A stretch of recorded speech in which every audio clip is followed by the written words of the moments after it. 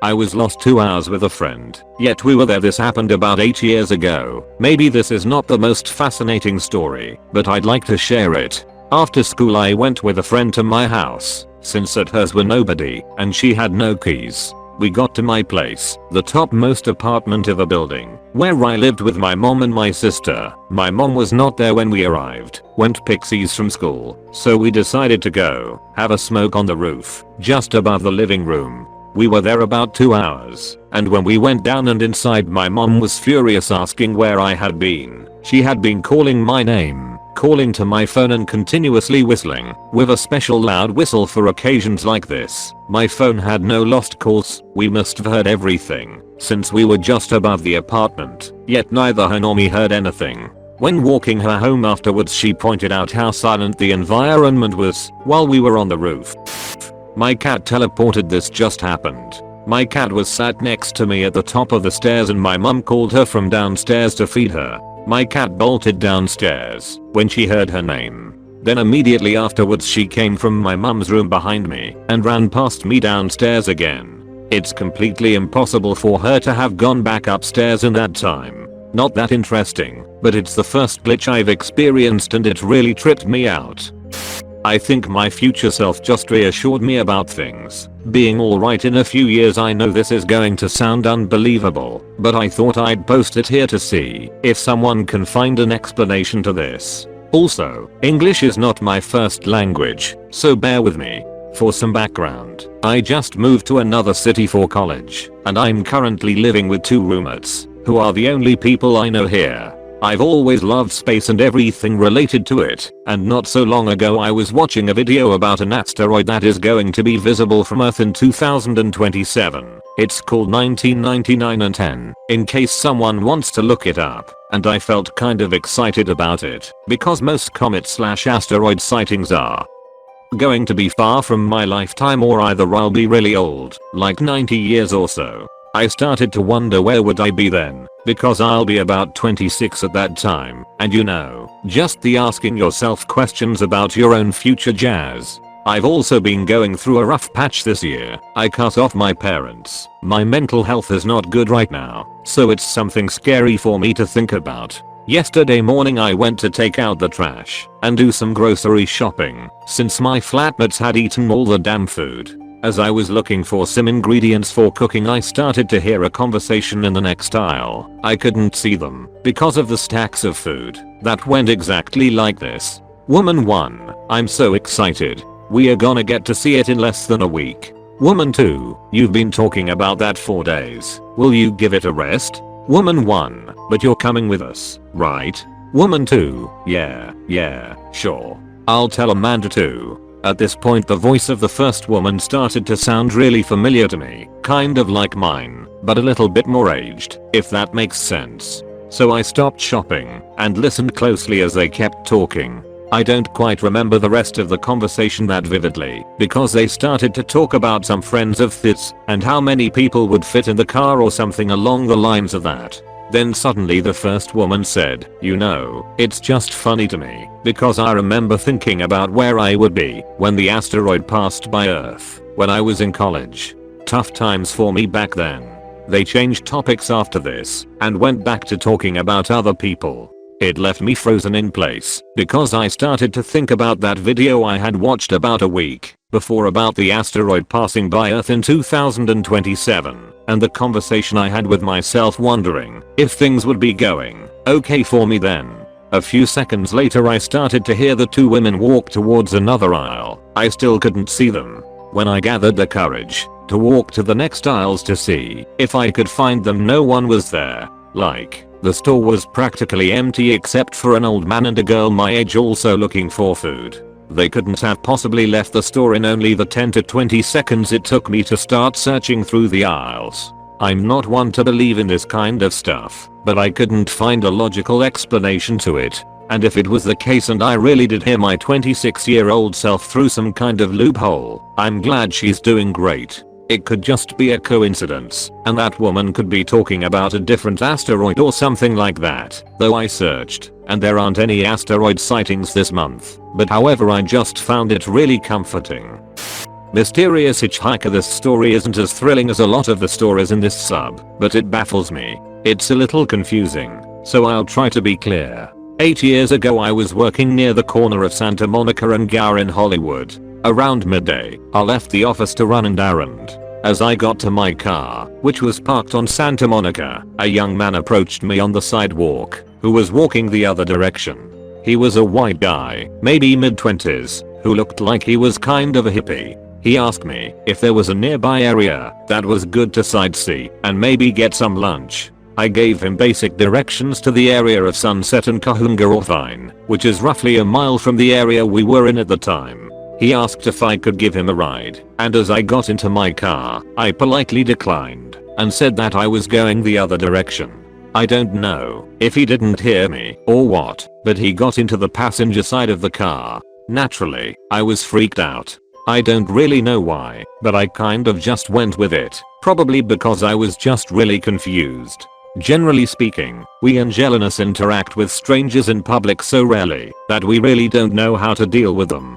I will also add that I didn't get any kind of bad vibes from this guy. As an aside, I will also say that I know this was not the safe or right thing to do. I told myself that I would just drive him to where he wanted to go and that this weird interaction would be over in less than 5 minutes. I don't remember talking with him at all in the car. I think I turned the radio on to deal with the awkwardness. We drove down Santa Monica and turned right on Vine and somehow hit every red light and traffic started piling up. About a third to halfway to where I planned to drop him off, I just bailed on the whole idea and told him that I was running late and needed to drop him off, and he politely said that was fine. I randomly chose the parking lot of a donut shop and pulled in.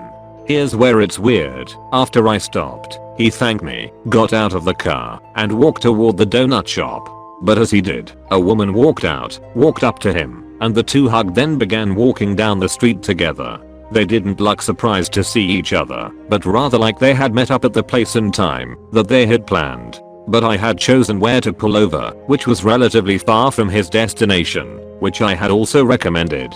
And I never saw him use a cell phone throughout the whole incident. I'm ready to accept any reasonable explanation for what happened, but I can't think of one. Random question, but do you feel like you behaved like you normally would?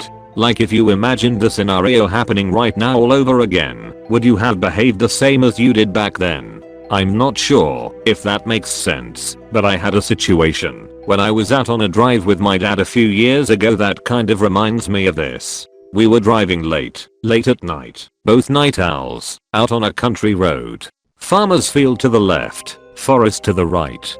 Pitch black. Dad pulled over to get a GPS out of his trunk so we could head home. Not sure if he didn't have signal or if this was just before he had a phone with a GPS. Was prob 6-ish years ago, but I remember he pulled over to get it out of his trunk. As we were pulling over, I noticed a scraggly looking man on the right side of the road with a backpack on staring into the forest. As we pulled over, he didn't turn around or even flinch. Not that weird. Could have been high on something. Who knows, right? Our car pulled up right beside him where he was directly lit up by the headlights. I stared at him. Dad got out, got the GPS, and plugged it in, and clicked home. As we pulled up the road I kind of snapped out of it, and blew up all confused, like why did you stop right by that creepy guy of all the places? To which he asked what guy. Keep in mind this guy was right in front of the car, lit up bright by the headlights. I explained about the guy on the side of the road, to which my dad just explained that he hadn't seen a thing. All that? Still not that strange. What still sends a chill down my spine to this day is how I reacted. I was in a sort of trance for that time, where I did not react how I normally would. Imagining how I would react if faced with the same situation, as I'd be like, what is this guy doing out here on the side of the road? Don't get too close. Pulled up further ahead and maybe called the police non-emergency line for a wellness check, because again we were out in the middle of nowhere basically. Why did I not react? Why did I let my dad get out of the car? Also obviously, why did my dad not see him? I'm still freaked out by it, and when I bring it up to my dad, he still attests he has no idea what happened that night. We've had other ghost stuff happen in our house, stuff being thrown, Feet under doors. Actual people with the same description. Seen by both my parents, etc. So we are generally very open to the unknown and try not to speculate too much. This was the first incidence of anything strange outside our house though, and like I said, my reaction is the spookiest part of that. I've shared this story before and seen similar incidences of hitchhikers / people on the side of the road, and I think it's so fascinating. That's terrifying. Also, feet under doors, excuse me? Fuck no. Haha. I was young, like 5 to 7ish, and we used to leave the bedroom hallway light on because either my younger brother or I would sometimes wake up from nightmares and go to my parents' room. Well, one night, my dad saw a shadow from feet under his door. Their door has a larger gap at the bottom, if that makes sense. IDK, it was cut bad, a fake. He assumed it was me. My brother was like 4 at the time, and I guess he assumed, based on size, it was me, but I didn't respond or move. He kept telling me to go back to bed but nothing. So he got up and there was no one there when he opened his door. I was asleep in my room. I do know, I wasn't one to do anything like that either. Again, I don't know what all of this is, and we try not to speculate or be scared of it because it hasn't hurt us. We enjoy experiencing the weird stuff though, because it's kind of neat to experience it. Was much more active, I guess you could say, when my brother and I were younger. This was my grandparents' house when my dad was in his teens too.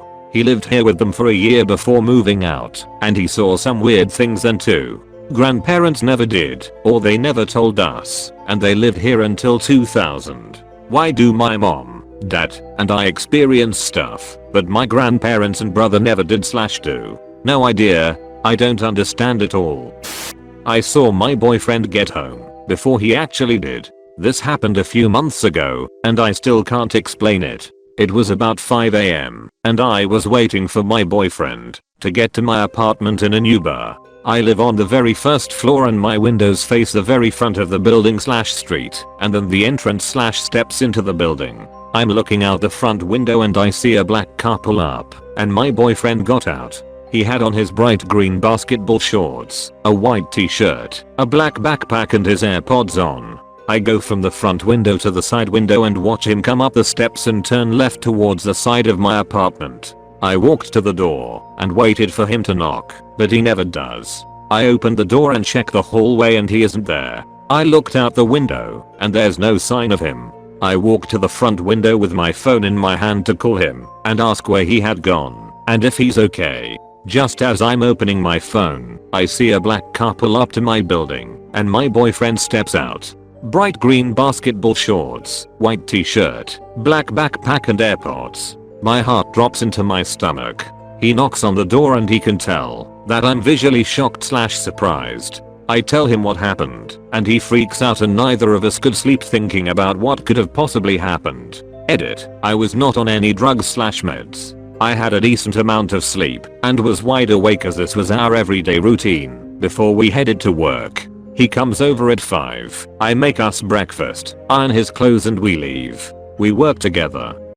I know a guy that never existed. I know how unbelievable this sounds. Trust me, you guys can accuse me of being a troll all you want, but I'm telling the truth in its entirety and hope that you guys can keep an open mind and suspend your belief for just a little while. Now, before I start, I just want to say that I'm not mentally ill, nor do I have a family history of mental illness. The only medication I have ever taken in my life is aspirin, and I wasn't on anything during that time. I drank regularly during this time, but I didn't do drugs. Trust me not doing drugs in the 80s is the most believable thing in this story. However, this event was not a product of my drinking.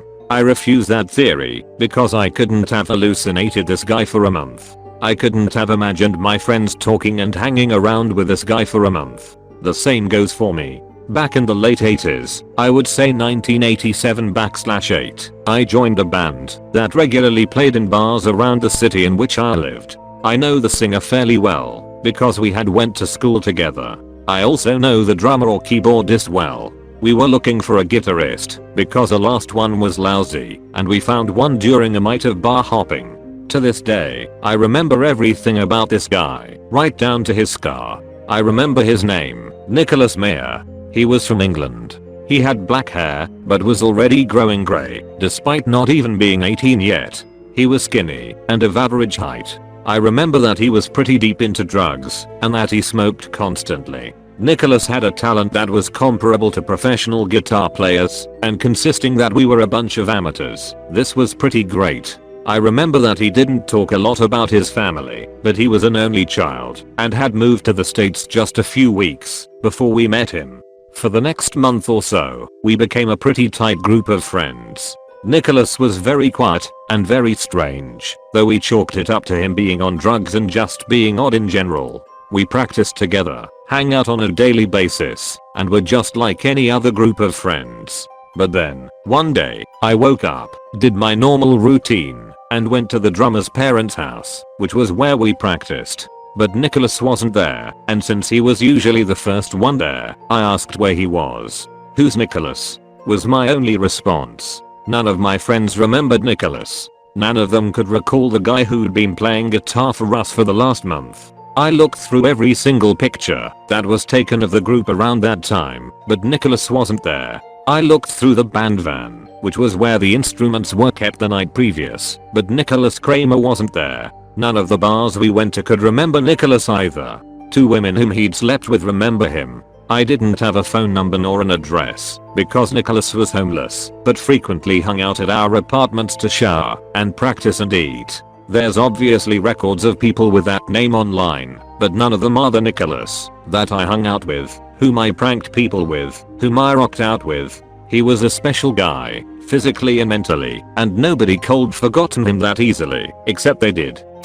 Non-existing salad ranch showed up inside the salad container the next day a couple of months ago. I was with at my girlfriend's house and we ordered dinner. She wanted a salad. When the order arrived, and she opened her salad plastic container to eat, but she was sad to realize they had forgotten to send her the ranch. We both looked inside the 2 bags of the delivery and there was nothing, so she contacted the restaurant to let them know in case this happens again in the future. All was okay. We had a nice evening. She ate half the salad from the plastic container, but it was too dry, so she closed the lid and put it in the fridge. The next day, she opened the fridge, and I hear her scream. I come to the kitchen, only to see her holding the plastic container, closed, with the salad ranch inside it, taking the space of the salad part she ate the night before. We were both amazed and surprised. There was no way in hell that the ranch was inside the whole time, because she was literally eating from it. Still to this day, we cannot explain what happened. We just look at each other and laugh when we remember it, because we have no way of rationalizing it.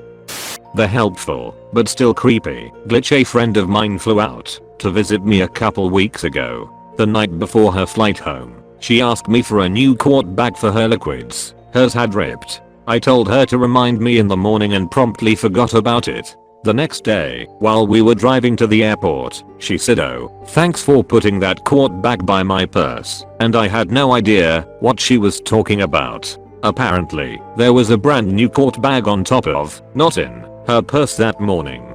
We were the only 2 in the house, and I definitely didn't put it there. Can we all keep an open mind? I feel like this is a place for those who have experienced the unexplainable and unknown to be able to reach out and talk about their experiences without judgment and to be heard with an open mind and to find solutions, if there are any to be found. But I feel many here are too quick to jump to mental illness as the answer to all. Yes, mental illness may be a strong possibility for a number of cases I've seen here, but it might not be an explanation to many more. We're all just random voices in a forum. We can suggest and share ideas, debunk others, but we can't diagnose and determine an individual's state of mental health based on a few lines of text. "Am I going crazy?" is an all too common phrase I see here. A mind capable of rational thought is still prone to mental illness, and having a mental illness doesn't necessarily mean that you are unable to reason like anyone else. Questioning their own experiences, their sanity is a strong sign that the person is thinking rationally. They are more than capable of seeking professional medical help if they need to.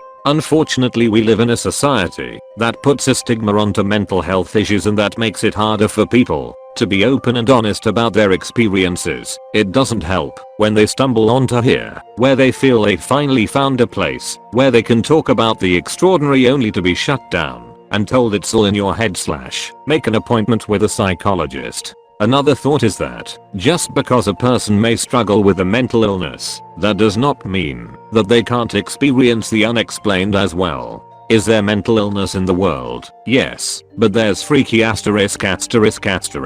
that happens to everyone everywhere, and just because it was experienced by someone with an illness or someone without doesn't mean that it didn't happen either way. I'm not trying to tell others what to say or what not to, that would be wrong. And commenting that you think there could be a psychological issue at stake is as relevant as any other answer. All I want to do is ask others not to jump to any one conclusion and try to keep an open mind. Isn't that the point of this subreddit? It is called Glitch in the Matrix, not you're probably hallucinating, right? The universe is vast. We may never know everything to know about an infinite and expanding universe. Anything's possible. I don't think anyone should diagnose people over the internet with anything specific, or rudely call someone crazy or mentally ill, but mental illness is a very huge possibility that not enough people consider and seek treatment for. And as someone who has struggled with mental illness for over a decade, I like to raise awareness and recommend a doctor's visit. It can potentially save someone's life. Heard myself before I made the noise. So this happened last week, and it freaked me out so much that I made this account to post my story. I've heard of glitches in the Matrix before, but haven't really experienced anything until last week. I work from home and was in my office with my door shut and locked. Standard procedure for me because I work with medical records. HIPAA is no joke. Nobody else was home at the time and my house was dead silent. It was around 10 AM. And I had been working for a couple of hours at that point. I wasn't sleepy at all. I was alert and working on a pretty difficult medical chart. The silence was starting to bother me a bit, and I had just decided that I was going to put on Spotify when I heard somebody cough right behind me. I mean, it sounded like they were right behind my desk chair in the room with me. Of course I whip around really fast because I thought somehow I had missed the sound of my family coming home. Not only that, but that I had missed the sound of somebody coming into my office. I could be fired if anyone were to walk into my office while I have someone's medical record open. Again, HIPAA. There was nobody in the room when I turned around. My door was still shut and locked. I open the door and walk out into the hallway and there is nobody there. Same thing when I search through my house. Nobody. No cars but mine in the driveway. Nobody had come back home. Needless to say, I'm creeped out. I walk back to my office, shut and lock my door behind me, and put on Spotify. For probably the next 30 minutes all I could focus on was how I heard somebody cough when nobody was home. Maybe an hour to an hour and a half later, I have finally gotten the cough out of my mind, and I'm hard at work again at my computer. My throat starts to tickle a little, and I cough and grab for my bottle of water. After a second, I start to freak out because I recognize the cough I had heard earlier. It was mine. I coughed exactly the same as the cough I had heard hours earlier. Same 4 hacks, same tone, same volume level, everything. Somehow, I heard myself cough hours before I actually did.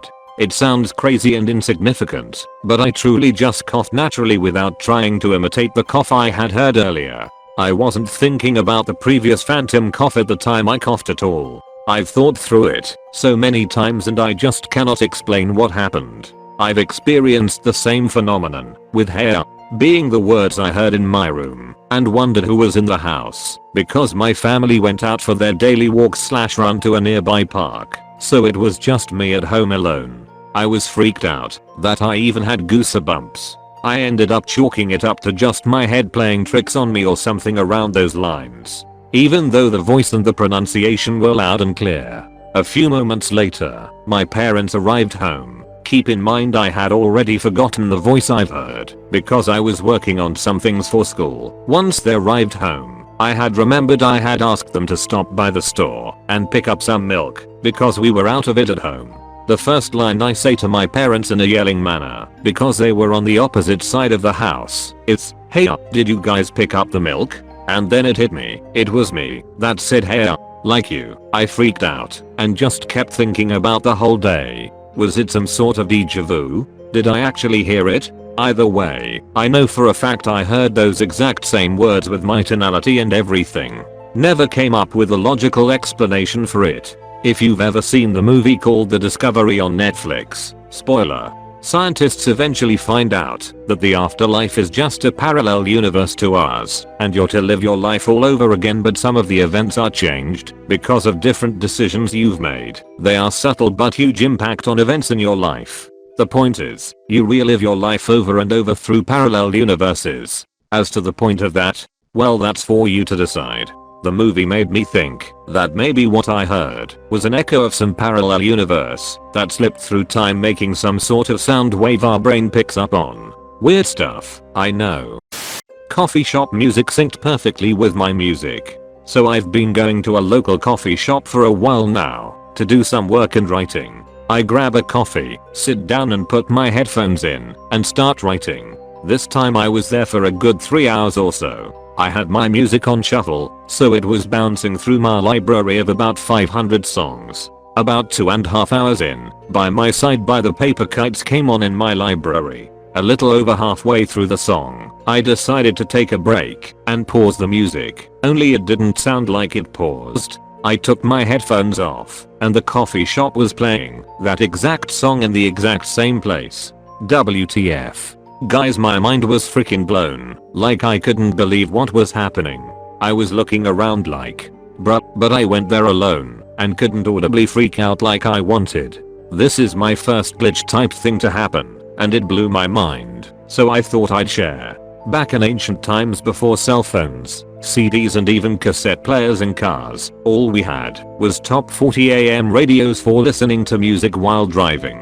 There were 2 big radio stations where I lived who basically played the same hit songs off and on throughout the day. Sometimes when a song came on that I didn't like, I found that when I punched the station selector button to try the other option, the same song would be playing. As annoying as that was, it was worse on the rare occasions that the same song was at the exact same place on both stations. I'd switch back and forth between the two for a few seconds, momentarily entertained by the phenomenon. Then in more recent years, when there were several more stations to choose from on the FM band, with none of them considered top 40, it happened again a couple of times. Incredulous, I remember thinking that this was something no one would ever witness along with me, and no one who didn't hear it themselves would believe me if I told them about it. But the worst of all was when it wasn't the same song playing on rival stations, but rather it was the same damn commercial. And I hate commercials.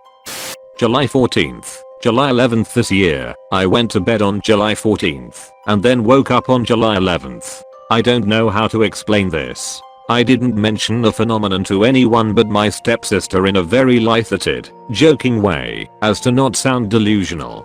But I swear to God I went to bed on the 14th and then woke up on the 11th in what I suppose is an alternate timeline. Upon checking my phone on my second time living through July 11th, 2020, I had a strange message from a dude I went to high school with saying, "Congrats on your rebirth," which I found to be rather odd as I'm not religious or very spiritual. Anyway, I just went along with my day and didn't mention this to anyone as it would raise concerns in any sound-minded person to hear something like this. Guess I time traveled or dimension hopped or something.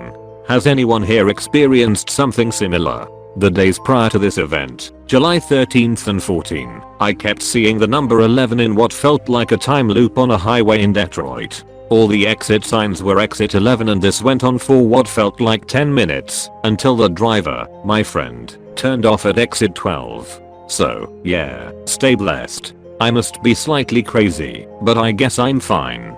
Peace. The car I have never posted because I never had a glitch moment, but I'm pretty sure I just had one today. So I wake up at 7:30 AM every day like clockwork and I don't go to work till 11 o'clock.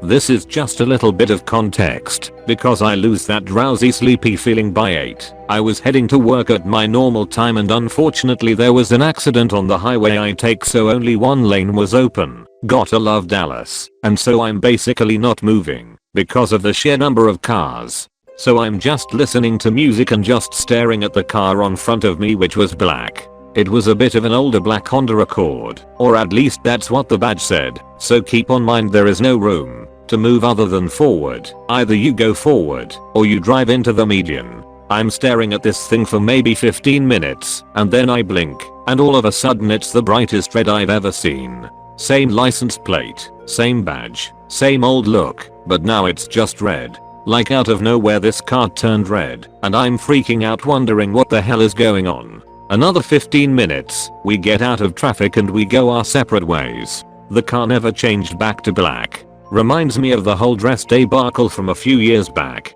Half the population seeing a white and gold dress, the other half seeing the exact same dress as black and blue. It was clearly bright white and gold to me, no matter how many times I looked at it, or how many people insisted it was black and blue. Then one day I looked at it, it looked normal, I looked away, and then looked back, and it was suddenly black and blue. Completely freaked me out. I couldn't see it as anything but black and blue for a week or two, and then suddenly it turned back to white and gold again, and has stayed that way ever since. Still unsettles me to think about it lol. The human brain is a weird thing. Mysteriously eaten muffin. So last weekend we went to a cabin in the woods with some friends. It was awesome. We had 2 containers of muffins, chocolate, and banana nut for inquiring minds, and by the end of the trip we had 3 muffins left between 2 containers, 2 chocolate, 1 banana nut. I distinctly remember combining the remaining muffins into 1 container, all intact. When we got home a couple hours later I got the muffins out that hadn't been touched since the moving of containers, to find 1 half eaten. Neither my husband or I touched them, and we were the only 2 in our vehicle. Thus, the mystery of the eaten muffin, and probably my first glitch since joining this sub.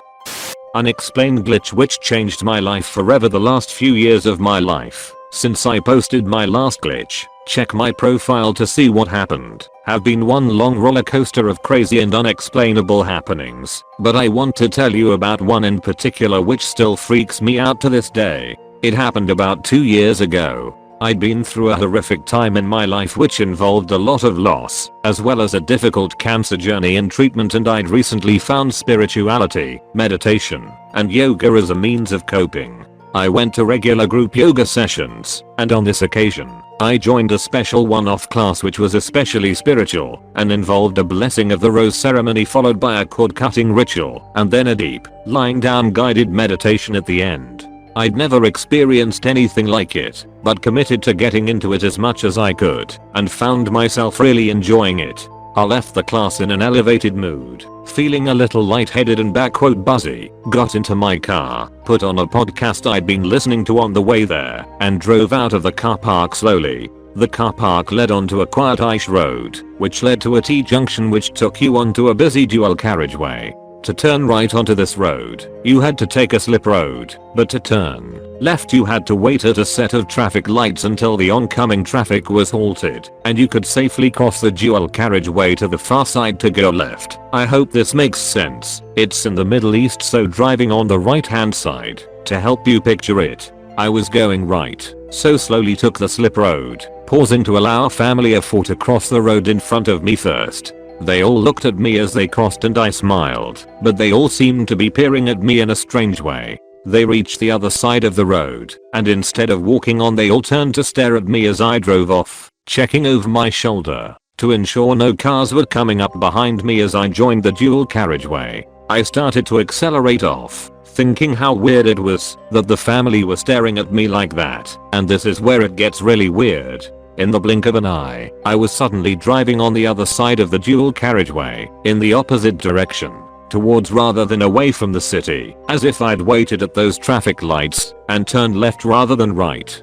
The time on my clock was exactly the same and my podcast had not missed a beat. However, to have got to a point where I could safely make a U-turn on that road, and for some reason decided to drive back up the other way, it would have taken me 10 minutes. This sudden slip in my location and direction is something I think about often and still have no explanation for. The only thing I've been able to come up with is that the elevated state of consciousness I'd achieved in that meditation somehow allowed me to slip into a new reality. And it definitely feels like a new reality. Nothing, and I mean absolutely nothing, has ever been the same since. My husband, who up until that point had been loving and supportive, began to become abusive and cruel. He eventually ended up cheating on me. A group of close friends turned on me overnight. But I also found new, amazing friends, left the country, started a new life for myself back in my home country with my little girl, found my calling as a life coach and now have a brand new partner and a new baby on the way.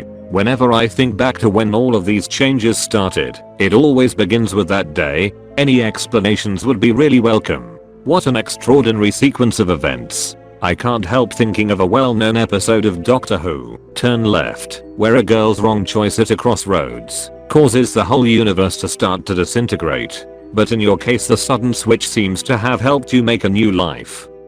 My cat teleported LMAO. Okay, so this just happened as I was walking out of my kitchen. I very clearly saw my cat run past me into the back room of my house. I sat down in my dining room to start eating my food and I literally saw my cat sitting on the other side of the table. She do be teleporting. Cats be shifty and sneaky like that. I'm surprised the cat didn't erase your memory of the event, which they normally do. As many know, they be the guardians of this ethereal simulated dream prison as they feed off our affections. One day we will escape their adorable manipulations and trickster ways. Rinse cream of wheat glitched one day as I was about to prepare myself a bowl of cream of wheat. I felt/heard the thought to rinse the grains before pouring them in the boiling water. Mind you, to this point of my life, I'd eaten cream of wheat since I was very little, and I had never even thought of rinsing them before, nor knew anyone to do this, so the thought was strange altogether. Nonetheless, I proceeded to listen to that thought/voice, and as I led my scoop of cream of wheat under the faucet to rinse it, I looked down at the scoop, and to my surprise, I see these tiny mealworms crawling about. This was my first time ever seeing mealworms, so I was completely shocked, disgusted but also awestruck. The latter because had I not listened to that voice/thought I would have probably missed them until they were already boiling. Needless to say, I threw the new box of cream of wheat away and just kept my experience to myself. I wonder now if it was a glitch, as I still have no other explanation as to how that voice/thought popped in my mind. Has something like this ever happened to you before?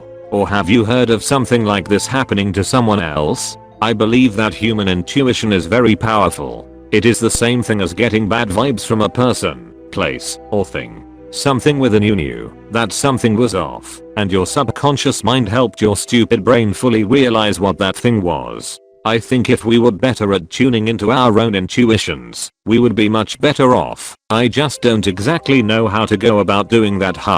All that being said, I wouldn't exactly call this a glitch.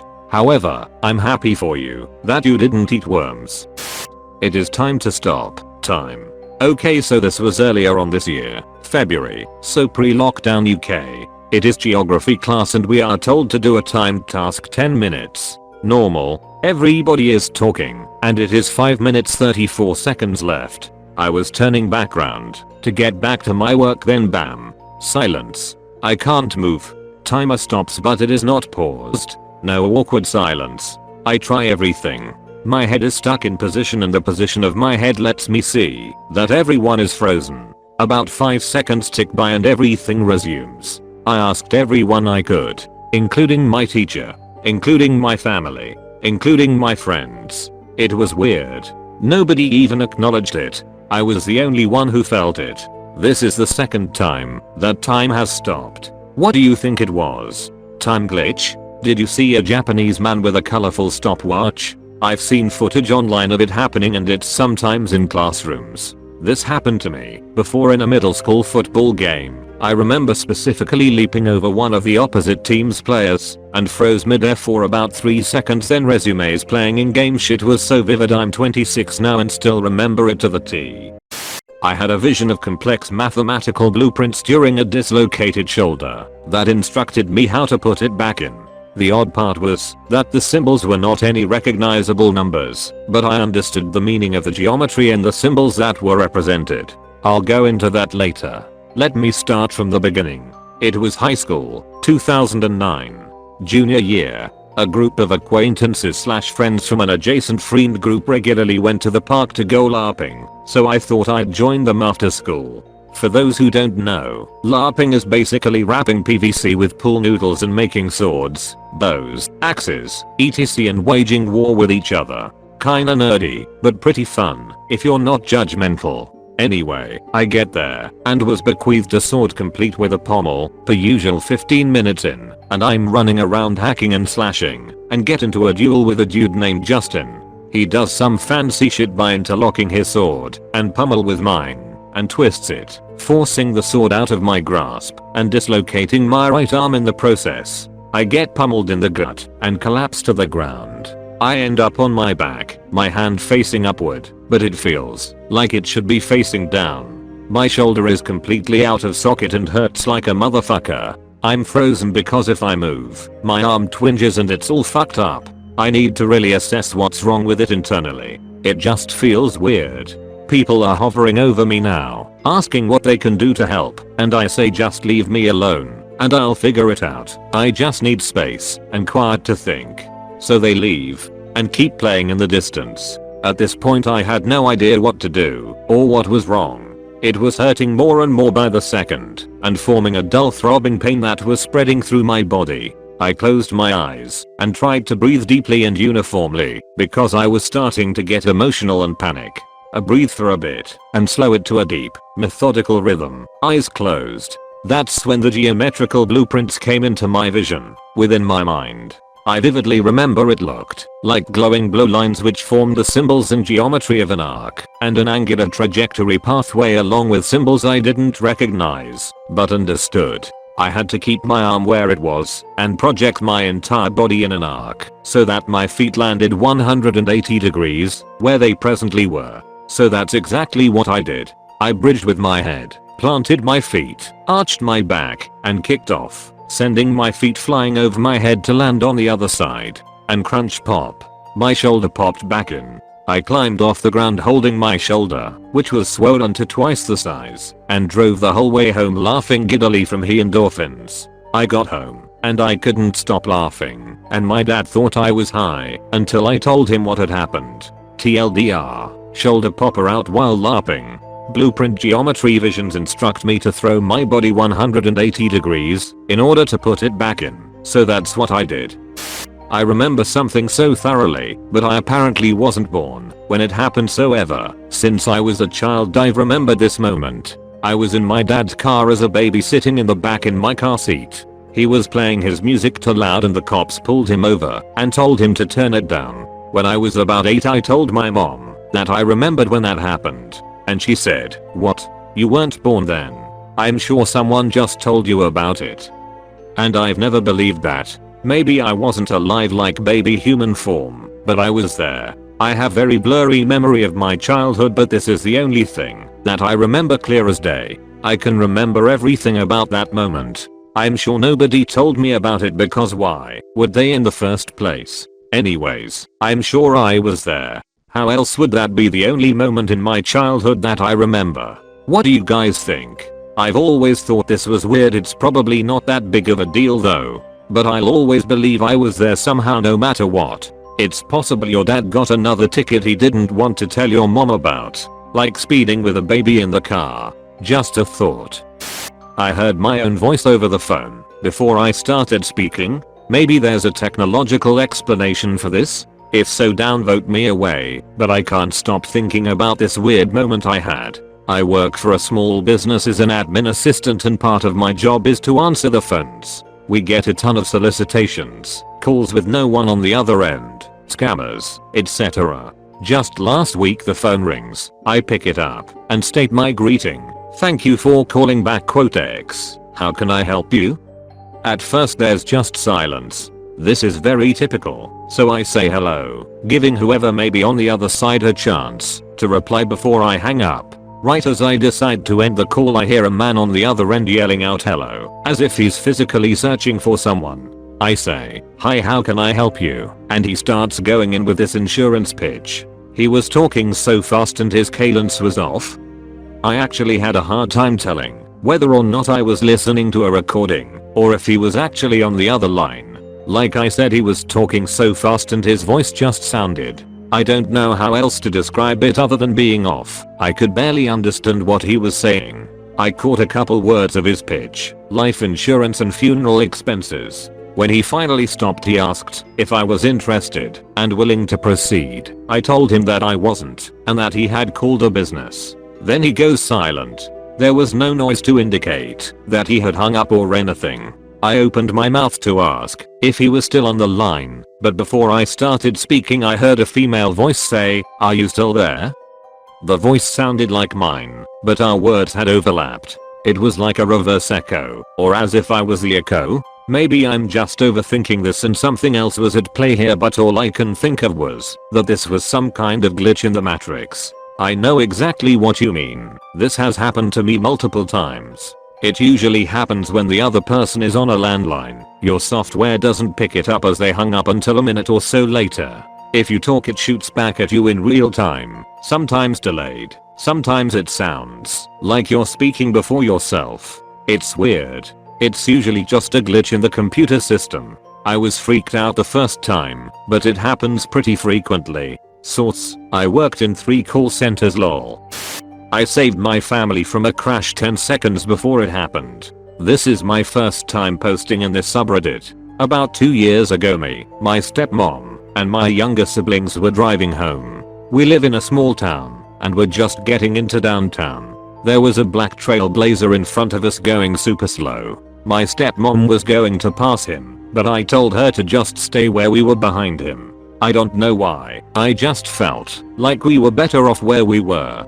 10 seconds later, we were coming up to an intersection when I heard the sound of smashing glass. I looked up from my phone to see that the trailblazer had been T-boned by a sedan whipping out of a gas station. If we had passed the trailblazer, we would have been T-boned. Edit. I now realized I didn't go into detail about the oddity of this. I cannot explain what made me tell her not to pass the car. I've never done that, never had a gut feeling so strong about something as mundane as passing a car. Plus I was looking at my phone when I heard the engine rev and just got the feeling it was somehow wrong. I didn't know what was going on around me, nor had I ever told someone not to pass a car before. Maybe angels are real. Ha. This makes me think of a Brazilian TV show where the angels whisper things into people's ears to influence them or otherwise save them from accidents. But yeah, it's weird. Premonitions can happen sometimes, and we don't know what they mean until after the event. I've heard a theory that we are living at the same time as our future selves in another dimension. Basically your future self did get T-boned, and that gut feeling you got was your future self warning you to prevent that from happening. It sounds super confusing, but it's definitely an interesting theory that those gut feelings we get are our future/other dimension selves giving us a warning. I can see what seem to be air particles wherever I cross my eyes or when I come inside from the sun. All different shapes too. All the shapes are different but appear to float across my vision. If you have ever taken chemistry, they look a lot like different chemical structures. I could not find an answer anywhere else, so I guess it is just unique to me. Guys, comment below what other type of topics you would like to see in this channel. Me from the future? This happened a few years ago, but I just started thinking about it again recently. When I was 16 I would smoke out in my backyard behind this trailer we had. It put me crouching at the corner of my house looking into me and my neighbor's back/side yards to my right and out front yards, and also my garage entrance to my left. Around this time I had a bright yellow jacket that I'd always wear and long hair. While I was smoking, something caught my eye to the left. It was a person with long hair and a yellow jacket walking out from my garage and then running through the side yard and into my neighbor's front yard where they disappeared. When it first happened I remember freaking out. It looked just like me from behind and I ran inside. I forgot about it until recently when my friend brought it up because I called them after we were thinking about what it may have been, and they said they think it was me from the future just fucking with myself. They think that we, our friend group, does that a lot. Like they think that us from the future comes back to now just to mess around with us because that's something we do lol. Anyway, IDK, what happened? It was weird as fuck, but the future me thing makes sense to me. YouTube coincidence or glitch? Every time I read a comment quoting something said on a YouTube video, the video coincidentally plays that part of the video while I'm reading the quote. It happened about 6 times in one day with Game Grumps videos, and this was only a few years ago when I stopped watching YouTube. went on the other day as I now have more free time and started watching dumb prank videos. Started reading comments, and every quote I read happened to be at the point in the video where the quote was said. If I try to make his happen, it won't. I have to be not thinking about it. As soon as the effect begins, it stops when I notice. What the fuck? Things like this have happened to me too. While doing my own research, I've noticed that some people call these type of events synchronicities. I still don't really know what they are, or if it's just my mind messing with me, but they happen to me super intensely if I'm tripping on LSD or shrooms. Sometimes I feel like it's trying to give me some sort of message, but other times it's just random. Reality is weird, man. Disappearing debit. Stopped at the gas station on my way to work one morning. I take out my debit card and go in. I pay for my stuff and throw my debit card in a metal cup that I have in my car. Literally half a second later, I look down and my card is gone. I pulled apart everything trying to look for it, but couldn't find it. I go to work. Then when I get home, I find it sitting on my desk.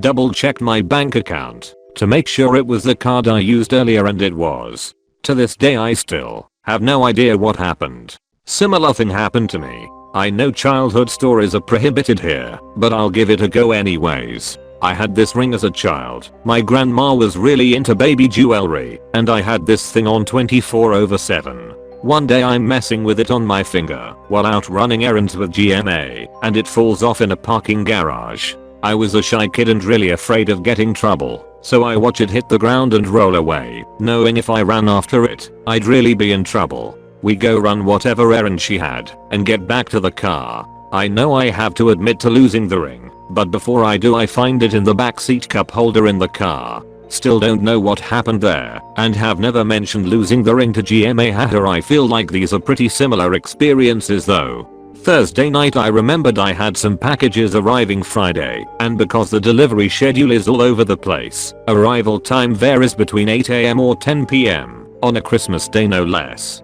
I throw on some clothes, put my debit card, chapstick, and keys in my pocket, run downstairs. I cross the street, stick my hand in my pocket, debit card gone. I turn around looking down with no debit card. I figure I left it upstairs. My eyes glued to the ground. I retrace my step, don't see anyone coming in or out. Back inside, check everything, card is gone.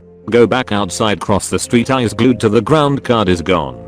Go back upstairs, call the bank. I press 04 customer service. Customer service representative, please verify blah blah blah. Me blah blah blah blah. Customer service rep, so first time losing your debit card. Me, how did you know I was calling? Because I lost my card and it was the first time. Customer service rep, oh I just guessed. It's been a few days but it still doesn't feel like a guess. The tennis incident. Okay, so semi-recently my friend, who can recount the event exactly like me, and I were playing tennis at a well-kept nearby park that was completely empty despite it being the weekend, with freshly painted courts, sturdy nets, etc. We started getting bored, so I challenged her to hold the racket upside down with her hand turned backwards. Think of it as the exact opposite way to hold a tennis racket. Obviously she struggled the first few times, but finally managed to hit the ball, leaving it bouncing weakly yet steadily towards the net. We were waiting for it to hit the net so she could retrieve it, only it didn't stop, it just kept bouncing through the net.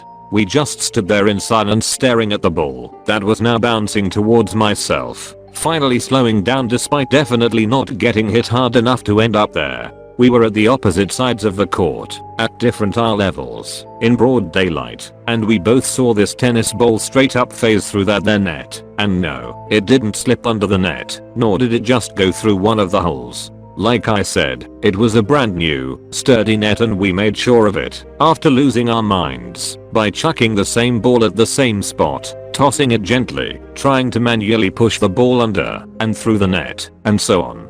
It wasn't a particularly exciting experience, nor does it sound all that weird, but swear to God we have no clue what happened and it truly haunts the both of us. Well, we can name it a glitch, because one of the physics laws didn't work. This sub is bombarded with posts about psychic experiences in recent days. I'm glad this was a true glitch, not some irrelevant nonsense like some of the recent posts. Thanks for sharing. Wallet falling through a portal? So I'm very confused because this just happened minutes ago and makes absolutely no sense. I had just come back from the store where I just got a jug of milk since I ran out. I came in normally as I always do. Every time I come back into my house I set my keys and wallet on a small end table near the front door. It is important to note that I have a small metal wallet, mainly just for cards and a little cash in the clip.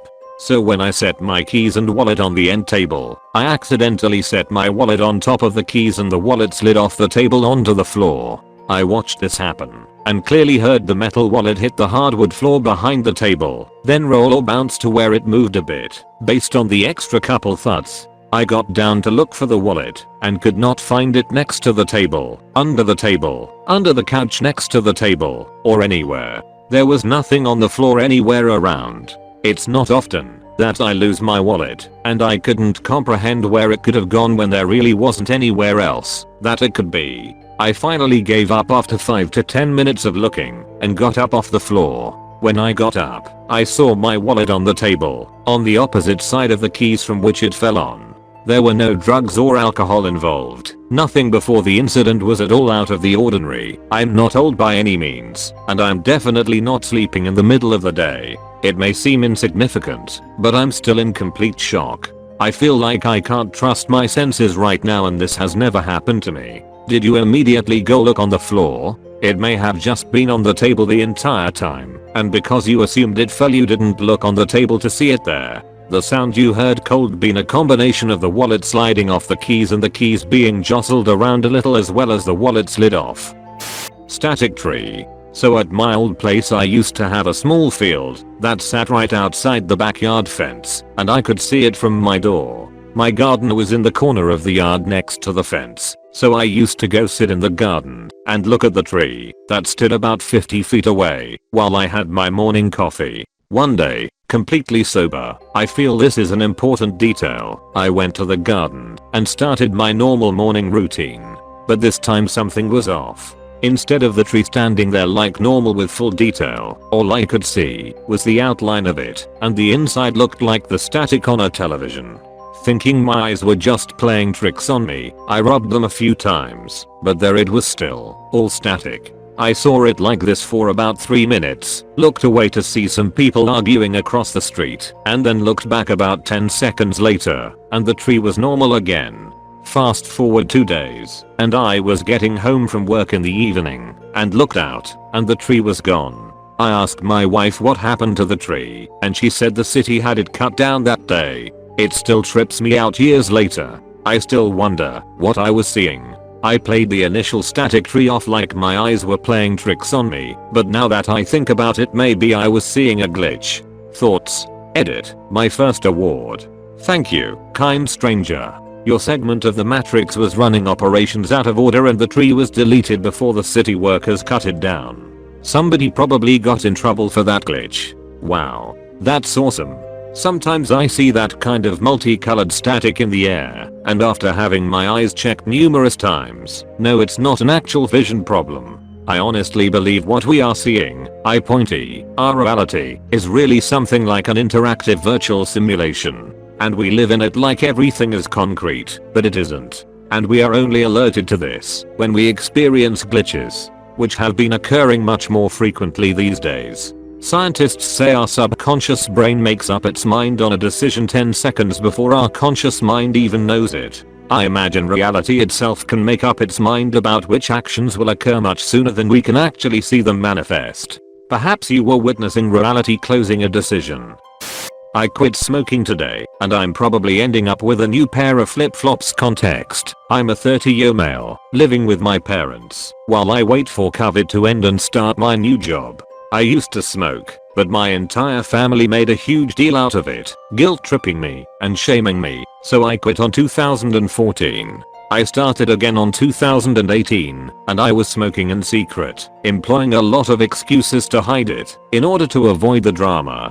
It has become increasingly difficult to do so, because I now live with my parents, and they're aware of every little change around the house. I can also only smoke in the dark, because the neighbors can watch our house all day and tell my parents. One thing I was doing was to throw buds and empty packets from my balcony to an abandoned, dilapidated shack that's unreachable by everyone. My mum saw the heap of packs one day and she probably got it, but attributed it to the old smoker next door that died last summer. Last night I was smoking the last of the pack and threw the packet off my balcony as usual, but it ended up right in the middle of a concrete slab for everyone to see. It would become apparent I'm throwing the packets, so I had to find a way to shove it down the rubble. As I said, it's unreachable, so I had to employ some creativity. I tied a flip-flop with some yarn and tried to wiggle it down. Didn't work, so I tried making a rope with aluminum foil and duct tape. Didn't work, so I made a fishing rod out of bamboo skewers and managed to throw it down the rubble. This experience caused me so much distress. Sun was getting up, my stepfather was downstairs, that I decided to quit. The strangest thing is, I woke up today to find a text from a courier company that my package from a flip-flop shop is on its way. Order was placed 3 days ago. I didn't order flip-flops and neither did my parents. Thought I lost my AirPods. Went to walk my dog one night around 7ish when I noticed my AirPods case were missing from my pockets and remember putting the case inside my pockets right before I was about to go inside. I looked around the area where I walk my dog, but no luck in finding them, so I decided to go inside. Once I got inside I went over to my bed and my AirPods case were on my bed. Till this day I'm so baffled how my AirPods ended up there. My glitch in the Matrix stories. I have many weird stories from my childhood. From climbing the balcony window as a 3-year-old and angling from the 4th floor, to once falling from the top of the stairs and landing safely at the bottom as I felt hands catching me and softly breaking my fall. But the stories I want to share are about what felt to me like glitches in the Matrix. First one, I was in high school. I was in my kitchen, wiping a washed plate, when it fell from my hands. In that split second I was bracing for the impact and the broken pieces, but nothing. As I look, the plate was on the counter next to me. I was not holding it above the counter, but above the floor, and in any case it would have broken either way, as my counter is made from marble. There was no sound. It was the first time something happened that was so weird my mind just decided to put it away and ignore it as there's just no logical explanation. Second one, I was doing an internship during college. I was in the street, had one of those small flip phones with buttons. I remember standing in the street, shocked, as I had sent an SMS and had received the reply immediately, and I mean immediately, after I pressed send. And it wasn't even a short message like yes or okay, it was a full-on sentence. Like that person read my mind, and we sent the messages at the same time. Or I skipped actual seconds in time. There are other weird things that I experienced, but they wouldn't count in this thread I think. Paint I mixed for a customer changed colors. This has me truly baffled. I've experienced some glitches before, but to me this is the most overt one. So as my post history unfortunately reflects, I'm a Walmart sales associate on the general merchandise side of the store. I have been trained to mix paint. So about a week ago, I was paged to the paint counter for a customer. No big deal. I specifically remember which color this lady wanted because of its unusual name, hippopotamus gray. So I mix a gallon of satin interior hippopotamus gray for her. She approves and goes about her business as I go about mine until earlier today. I was stocking in toys and went over to hardware to bring them some freight of fizz that was on my pallet, and by pure chance, I saw the new girl over there mixing paint for the same lady. I recognized her, she recognized me, and she said she got the wrong shade of gray. It was too dark, and she showed me the lid that plainly stated the name of the paint as slate gray. No goddamn way. I remember mixing that order very well. I've never messed up a paint order. Never. It's very simple. One just types in the name of the color along with some other basic information. Satin, flat, semiglass, interior/exterior, primer, gallon/pint, ECT, and the computer does its magic. Simple. Again, I remember the name because it was unique and I remember typing it in carefully not to misspell hippopotamus. I have no reasonable explanation for this happening. Again, she approved of the paint at the time of mixing approximately a week ago, so I have no idea and it's bothering me. She approves of the paint.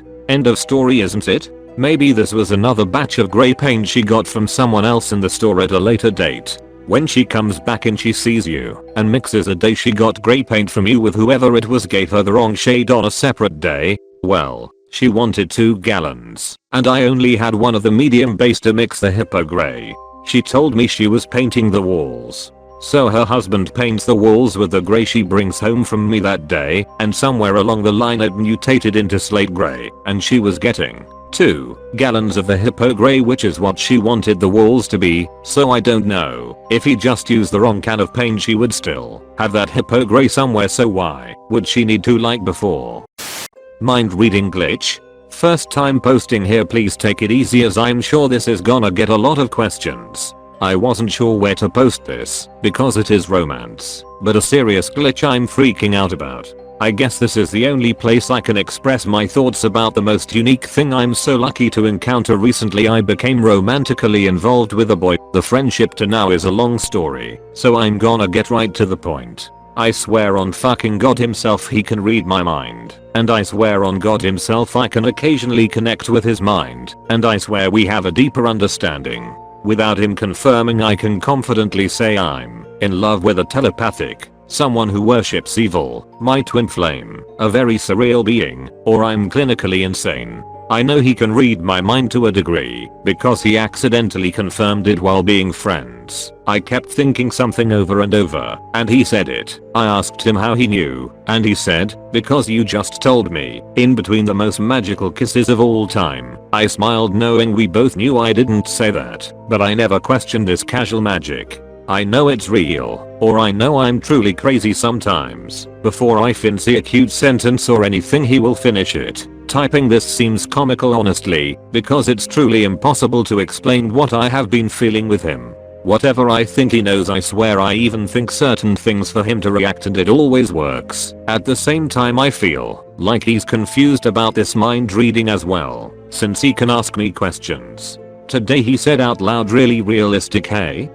And I swear on God he was talking about the unknown but known conversation we were thinking together while a movie played in the background, knowing he wasn't talking about the outer space scene in the movie, but rather the fact that neither of us had opened our mouths and we feel and hear a million things. I question whether I'm truly crazy around him. I search for an answer in him, and I'm left empty. I often think, if he's telepathic, does this make him inhuman or evil?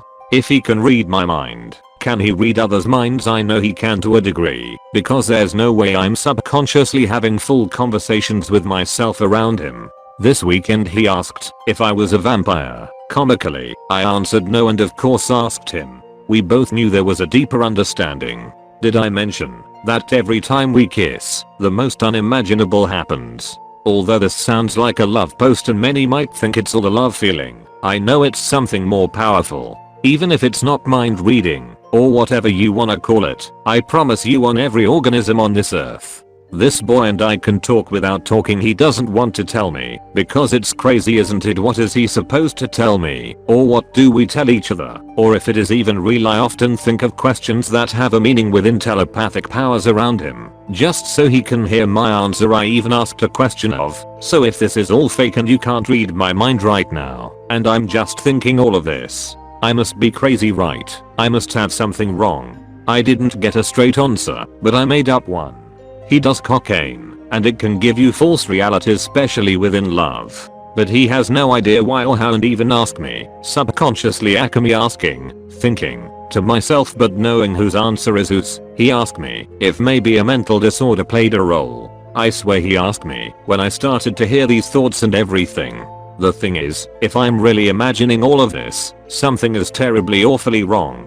He even suggested, or me, a brain tumor. To a degree it has to be real, because conversations in my head don't end with my conversation, and my answers to questions I think aren't my answers. And things he says out loud or looks he gives when I think things is just truly unexplainable. It's unexplainable. And what a glitch it is. Today we talked in mind me not knowing if I'm crazy or not about our future and what to do if this was our future. We get the same answers. There's nothing like this, and we can do this for the rest of our lives. And then I lose my mind again. It cannot be real. and it cannot be a glitch, but I swear on everything you can feel physically touch in this world. I can touch his mind or he can touch my mind while touching. Even if it's not to the extent I'm imagining, he can touch my mind. If you have ever met this person to you, or just have experienced literal mind reading as you speak in RL, tell me more about the glitch, and how boy and I aren't vampires. By the way, he might praise evil slightly too, and I'm not crazy. Edit his forehead kisses are, because he adores my mind so much, or thought I've thought, only because I think he's out it there. I'm crazy he loves to watch and think of me eating. I'm so fucking crazy. I told him, or thought to him, I have to know one day I have to know the truth, so I don't go crazy. I told him this while starting in his eyes, because we both know we can read each other's minds, because movements go with the conversations. And I'm crazy once again, the biggest glitch in the matrix, and hockey fuck did they ever screw up. I'm gonna read your mind until I know, or don't know. He doesn't want me to know, or we don't want to know, we can't know, because we know this can't last forever. We can't marry like this. I also know I think way too much in general. He tells me this often too. In my head. Out loud we are the most nervous, precious first timing so in love you're scared to breath too hard people you have probably ever seen, especially in public. Why don't you ask him using your out loud voice? I think is the most reliable way of knowing BC. If he answers in your head you will always doubt it. Also I sometimes do that with my boyfriend, but that is because we know each other so well, we know how each other's minds work. More than one time he gave me the smoking paper or the tobacco before I ask him to, just because I was thinking on having a smoke, or he answers my questions before I ask them. Maybe we connect with people in different ways, and with someone in particular we unlock special treats. Maybe is what soulmates are. I don't know, but cool power though. A song glitch. This is the only truly unexplainable thing I have experienced that reminds me of a glitch. It was a sound glitch. I was at a friend's house and I spent the night. We slept on the same pull-out couch, so I didn't have to sleep in the living room alone. At around 6 AM we both woke up to a song blasting from seemingly nowhere at full force. It was shaking the pull-out couch with the bass. It was a song by the band The Zombies called I Must Move. The weirdest part about us waking up is we both woke up and immediately began crying. We were both covering our ears with our hands and crying, pushing every button on every remote, but nothing was on in the room. The TV was off, the radio was off, the record player was off, the computer was off.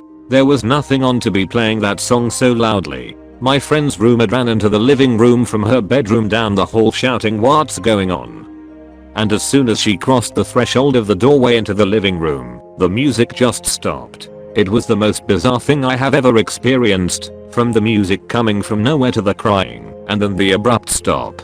Back in college, dorm living, we knew the guys in the next door room were going out to party that night, so we planned a prank. We unhooked his speaker wires and ran the wires from our room stereo to his speakers. Took forever for their drunk asses to get the lights out, and we blasted our stereo into their speakers. Calamity ensued, scrambling out of the bunk beds and whatnot, so we let them fumble with their stereo for a bit, and we could hear their screaming at each other above the loud music. Then we shut it off. They went back to bed, and so we waited for a while, then blasted again. The Zombies, I Must Move. You've known me now more than just a few days and you think love is so good you want me to stay, but that won't be any good. But no, I won't stop or stay, and you must know it truth, cause you can't be in love. Yes, you know what a proof, but I love you, and even if I do I must move. I must move, and I can't stand still. I must move. I must move. I must go. Take a good look at yourself and at me. Turn right around, open-eyed you will. See, when this day is through I'll be leaving you. I must move. I must move. And I can't stand still. I must move. I must move. I must go. No, you've known me now more than just a few days and you think love is so good you want me to stay, but that won't be any good. But do you have an emotional connection to the song? Maybe it was your friend? I don't know why they would scare you though.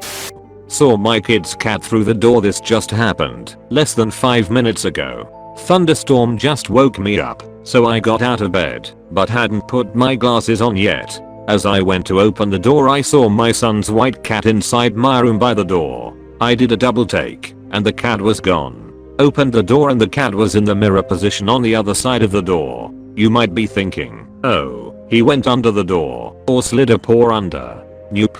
Carpeted floor, air sealed door, James in a pitch black room, and the cat is a white Persian. Also of note, the door hinges are squeaky AF because I'm a light sleeper and I don't like being surprised, so I use it as a cheap alarm. My second glitch this month that was noteworthy. I also had a 2020 morning without my glasses a couple weeks ago. I'll talk about that if anyone is interested.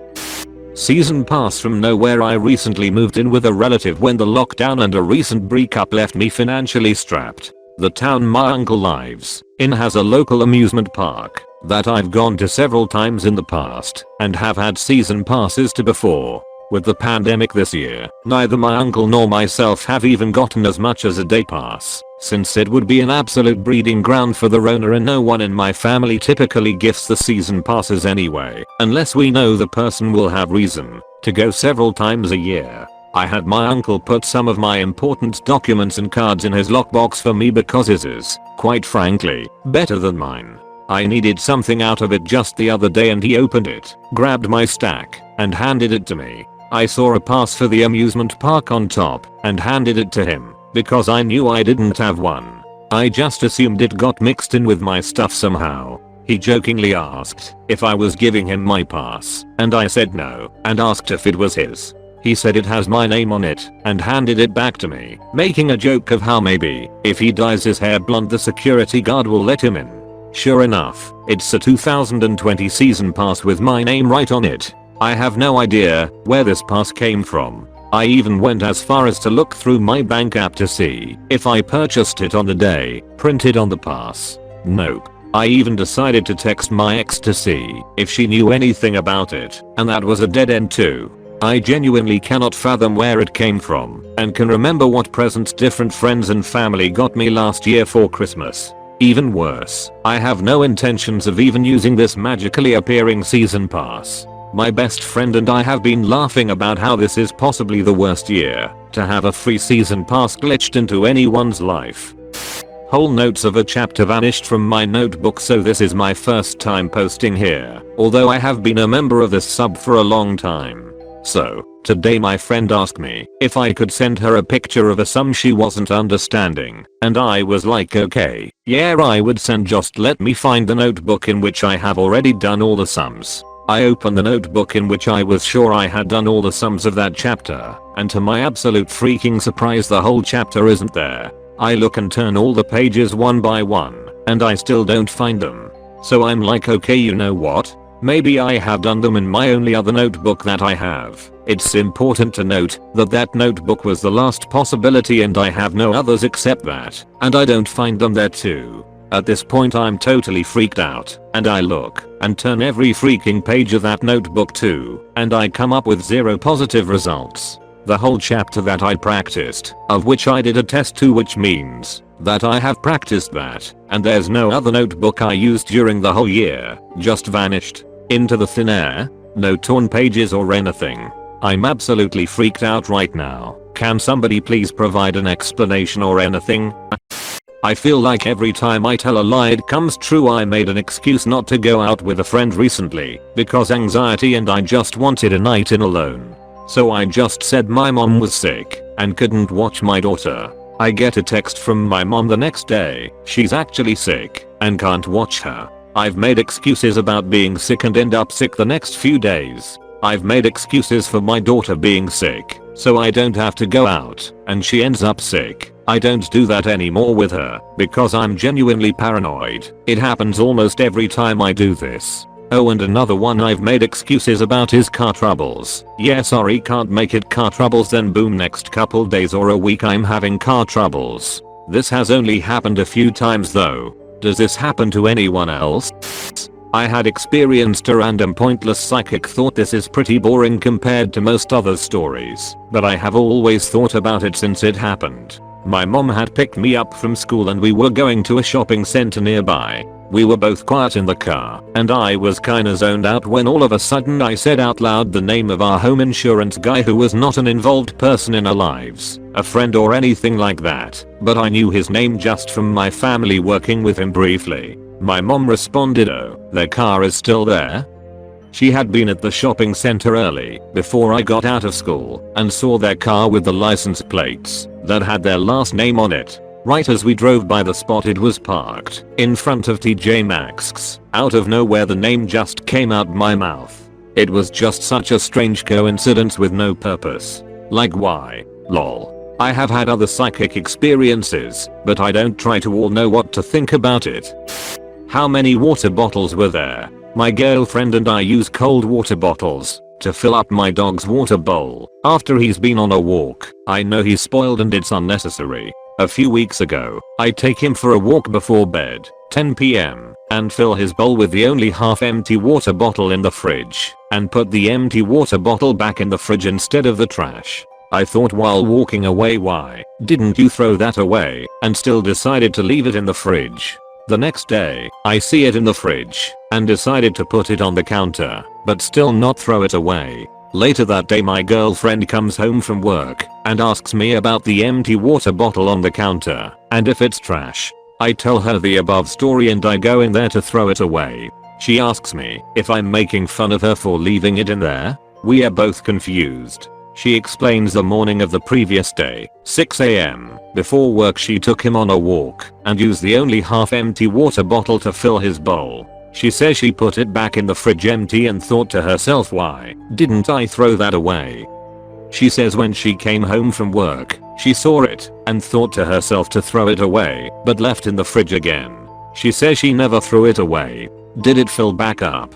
Were there multiple water bottles? What are the chances? We discuss it in detail. Was this a glitch? We are both extremely clean people and we would never put an empty water bottle back into the fridge. We are still confused as to what happened and cannot stop talking about it. I watched a show on this happening just last year about a Thanksgiving dinner for the poor and homeless. The people volunteering knew exactly how much food they had and had cleaned the entire place up thinking they were done. Then a family showed up to eat. The volunteers didn't know what they were going to do and didn't want to turn anybody away. They went to the kitchen knowing there was nothing and started looking through cupboards for anything they could heat up.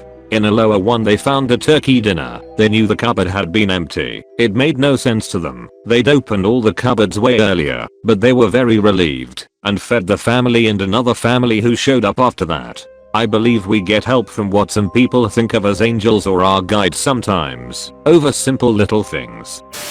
Found an exact replica of my sweater? So this happened earlier today. I walked out of the living room and came back to the couch and went to grab my orange sweater from off the couch. It was on the far right cushion on top of the blanket, and then I looked over and saw another orange knitted sweater underneath the blanket on the left cushion. I did a double take and looked at the orange sweater. I could fully see if maybe it was long enough to somehow also be over there. But then I picked up the sweater on the left end, the one that surprised me. The fabric was flatter and less fluffy than the one I have, like it had been worn more or was dirty. I just bought this a few weeks ago. It's a long cardigan from Walmart, and it still had the little hanger elastics on the inside that I usually remove when I put on sweaters. The other one is still fluffy and had my receipt in it from earlier. Now I'm a recluse. I don't leave my apartment often, and I really only interact with my boyfriend as of late, and he goes with me a lot of places. He doesn't know what the hell either, because he bought me the original sweater, and he knows we didn't go out to get another one.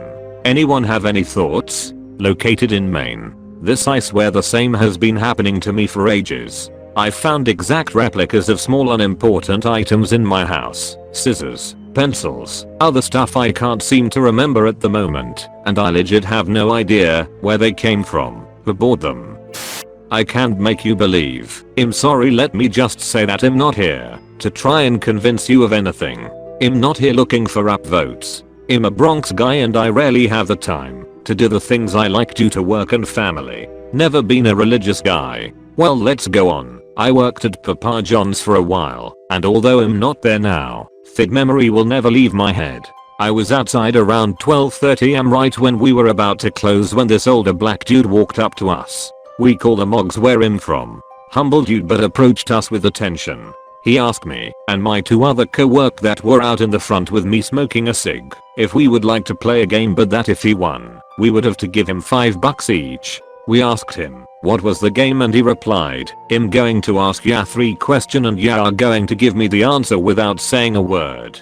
He told us to answer his 3 questions in our minds. He said that hell no the answer to the last question. He said he'll write it down on a piece of paper and hand it to us. We thought, bet let's do it, because we were sure that this was impossible. How can you read another person's mind? Well, he asked the 3 simple question and I really committed to this. I really wanted to know if he can do it, so I answered truthfully. He said it wouldn't work if we lied and switched up, so I legit played.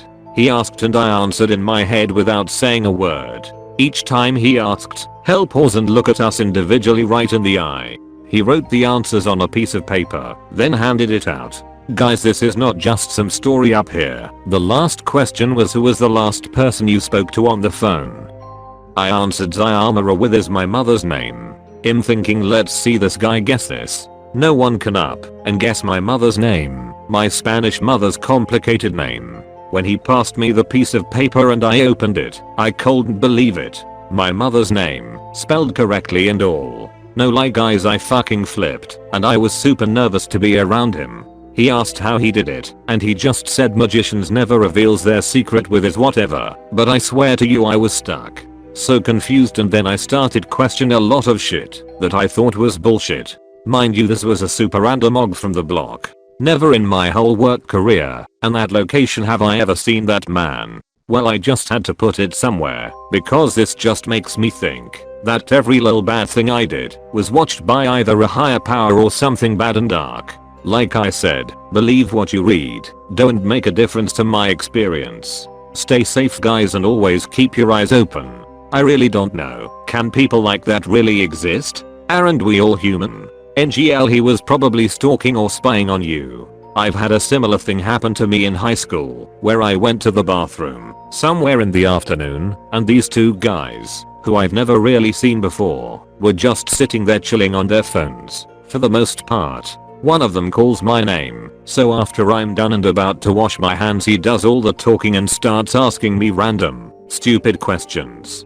Finally, right before I'm about to leave, I ask him how he knows my name, and he responds with something like, I know everyone's name in the school and some other attitude shit. So my theory is he probably knows someone who knows your mom, and he just wanted to play with you. Or he knows either your name or where you live and did some research online to figure out who your mom is. But since you say he's old, it's very unlikely he found out that way. So yeah, that's my 2 cents on it. Don't kid yourself like that. I'm telling you, he found out one or another before he went up to you. There are a lot of theories being put forward about this man spying on you and finding out your mother's name, etc. But if he had done that, why not ask you for her name directly? Not who you last spoke to on the phone, which could be anyone. I think he may well have some telepathic ability and may use it as much to impress people as to make money. $5 a time isn't that much, is it? Or it may be that he was working for a higher purpose and showing you that you can be watched by a higher power, which is, after all, one of the basic messages of all religions. Yes, people like that do exist, and we are all human, but very few of us can achieve that level of functioning. My dog saw the same glitch I did. This is only a small thing, but it still confuses the hell out of me, and I can't think of any explanation. I was playing fetch with my dog in my living room. I threw the ball, she'd bring it back, you get it. My dog dropped the ball on my foot and waited whilst I leant down to pick it up, but then I blinked and it was gone. I quickly checked under the sofa, thinking she'd nudged it under there or I'd accidentally kicked it, but it was nowhere to be seen. My dog was still staring at the spot where she dropped it, and when it disappeared she looked just as confused as I was and jumped round looking for it. I scoured the whole room, which wasn't very big, and eventually found it on the opposite side of the room in the middle of the floor, even after I'd looked everywhere. We only had this one particular ball at the time, so we couldn't have mistaken it for another one. Not particularly exciting, but I can't think of any explanation. My dog was just happy to have her ball back at least. Edit, I figured I may as well. She's gotta take credit for the incident as well. This is my dog, who is just happy we found her ball again. I'm beginning to think these things happen all the time, but we don't often catch them. I have no idea of what the point of any of this is though, other than maybe just a glitch. Update, I dropped a pen and watched it vanish in mid-air. A while ago I posted about my pen rolling off my desk and never touching the ground. Since then, I moved to a new studio in a neighboring city. Y'all, this gets fucking weird. I set up my desk and began organizing my stuff how I like it. I sat down and began arranging the drawer contents to my liking. There was nothing left on the desktop. It was cleared. I got up to retrieve more items to put away. I took 2 steps and suddenly, I hear the distinct sound of a pen hitting the concrete floor. Instantly, I flipped around. I knew without a shadow of a doubt that was my pen from before. I don't know how or why, I just did. I looked at the floor and there it was. What the fuck? What the fuck? And that's that. My pen went for a quantum vacation and now it's back. Nothing different or unusual about the pen itself, except it has a lot more ink than what I recall, which was close to empty. Is this my pen from an even further past? Dude, WTF. Edit. Some people seem to think the pen ended up in a pocket somehow. My wardrobe consists of tight-fitting athletic clothes like leggings with no pockets. No, it's not realistic or possible the pen ended up bouncing into the non-existent pockets of my shirts and leggings. While this is not a logical explanation of what happened in my experience, there still could be something I've overlooked and haven't figured out. Until then, it's still weird as hell. Still don't understand it. When I lived with my parents, I used to go down to their dock to smoke. My dog would follow me out sometimes, but she was very well behaved, so I never had to watch her. One night as I'm heading back towards the house, I very clearly see, from about 20 yards away, little Coco running up the stairs with pine needle stuck in her tail. I followed her to help, but she wasn't at the top of the stairs. When I got there, I walked inside and asked my mom if she let Coco in, and she said Coco had been in bed with my dad for hours. Strange, but whatever. The next morning Coco came down the stairs for breakfast with pine needle stuck in her tail. Yup. Sounds like you are on the right sub. It is, however, possible that your dad let her out before bedtime and she got in them when. Or maybe you saw a glimpse of something that had happened or would happen. We don't really understand metaphysics. Just recently I'm living in a dorm. I went outside on a slightly windy day. There's 2 flags in front of my school. One was waving while the other one was still. For almost a minute it was still, while the other was still waving, then it started acting almost similarly to the one that was waving. Comment your glitches and stories for a chance to be featured in our next video. Did it even happen? This happened this morning. I'm still trying to logically piece together what happened. I went to the gym this morning, masks, 6 feet apart, 10 ppl maximum, and went into the small squat room with a maximum capacity of 3 ppl. As I walk in, there's a lady finishing her workout and says to me, I wiped down this one. It's good to go if you want to use it. I accepted and thanked her. I watch her walk out of the room through the mirror. I quickly noticed that she left her water bottle behind by the squat machine I was now using about 1 foot to my left, along with her hoodie about 4 feet behind me lying on the floor. I then anticipated her to walk right back into the room to retrieve her belongings. I didn't start my workout as I was still stretching and procrastinating starting while anticipating her backtrack. I was able to see the only door in the room from many angles as the room has mirrors on the walls. In a somewhat subconscious thought process, I look at her water bottle and admire the stickers she has on it. I thought about gathering it for her and putting it by her hoodie, that way we could maintain the 6-foot distance, but decided it was probably better if I didn't touch a stranger's belongings. I went back to stretching with an ever so slight anxiety, subconsciously and consciously awaiting her arrival while keeping the door in my peripheral vision.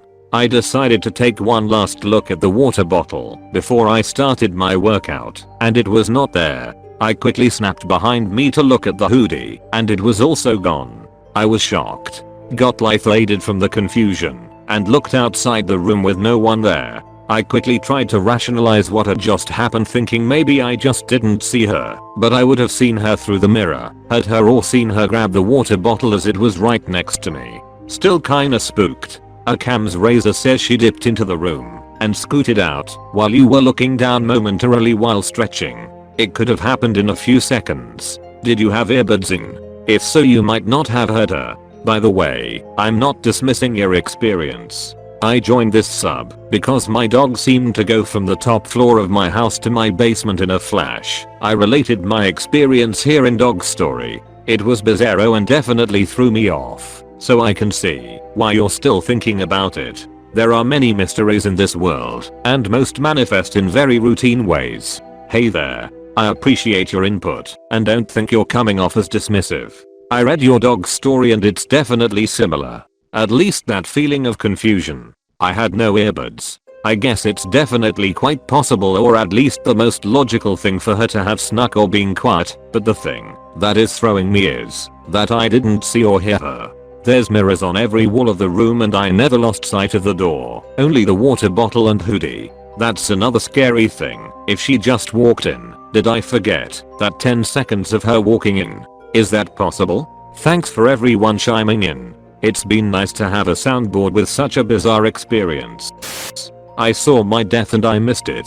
So yesterday I went out with my sister and our way back we stopped at a strip mall when my sister, who was driving that day, went to get some food we ordered for pickup from a restaurant before going back home. At that time I was very tired and sleepy and very grumpy, and I pulled my mask up to my eyes and reclined the car seat in a very desperate attempt at sleeping. I just started relaxing when I had that very strange feeling I cannot explain. It wasn't a thought, it was a feeling. It was very calming and very assured kind of feeling that I was going to die today, and I just smiled. I literally just grinned, and I suddenly caught myself with that smile and said, "What the fuck is this?" and tried to shake it off. A few minutes later my sister walked back to the car and we were driving back home. She asked me to check my phone for directions as we were going into the highway, and I looked at my phone and I saw the exit she was asking me about, and I just said I don't think so we should go that way, and we did miss the exit to the highway and we realized it a couple feet after that. She said, "Oh, don't worry, we can just turn around and go back." And at that moment, when she was trying to take a turn into a parking lot to do a U-turn, a car came out of nowhere, literally, and crashed into our car.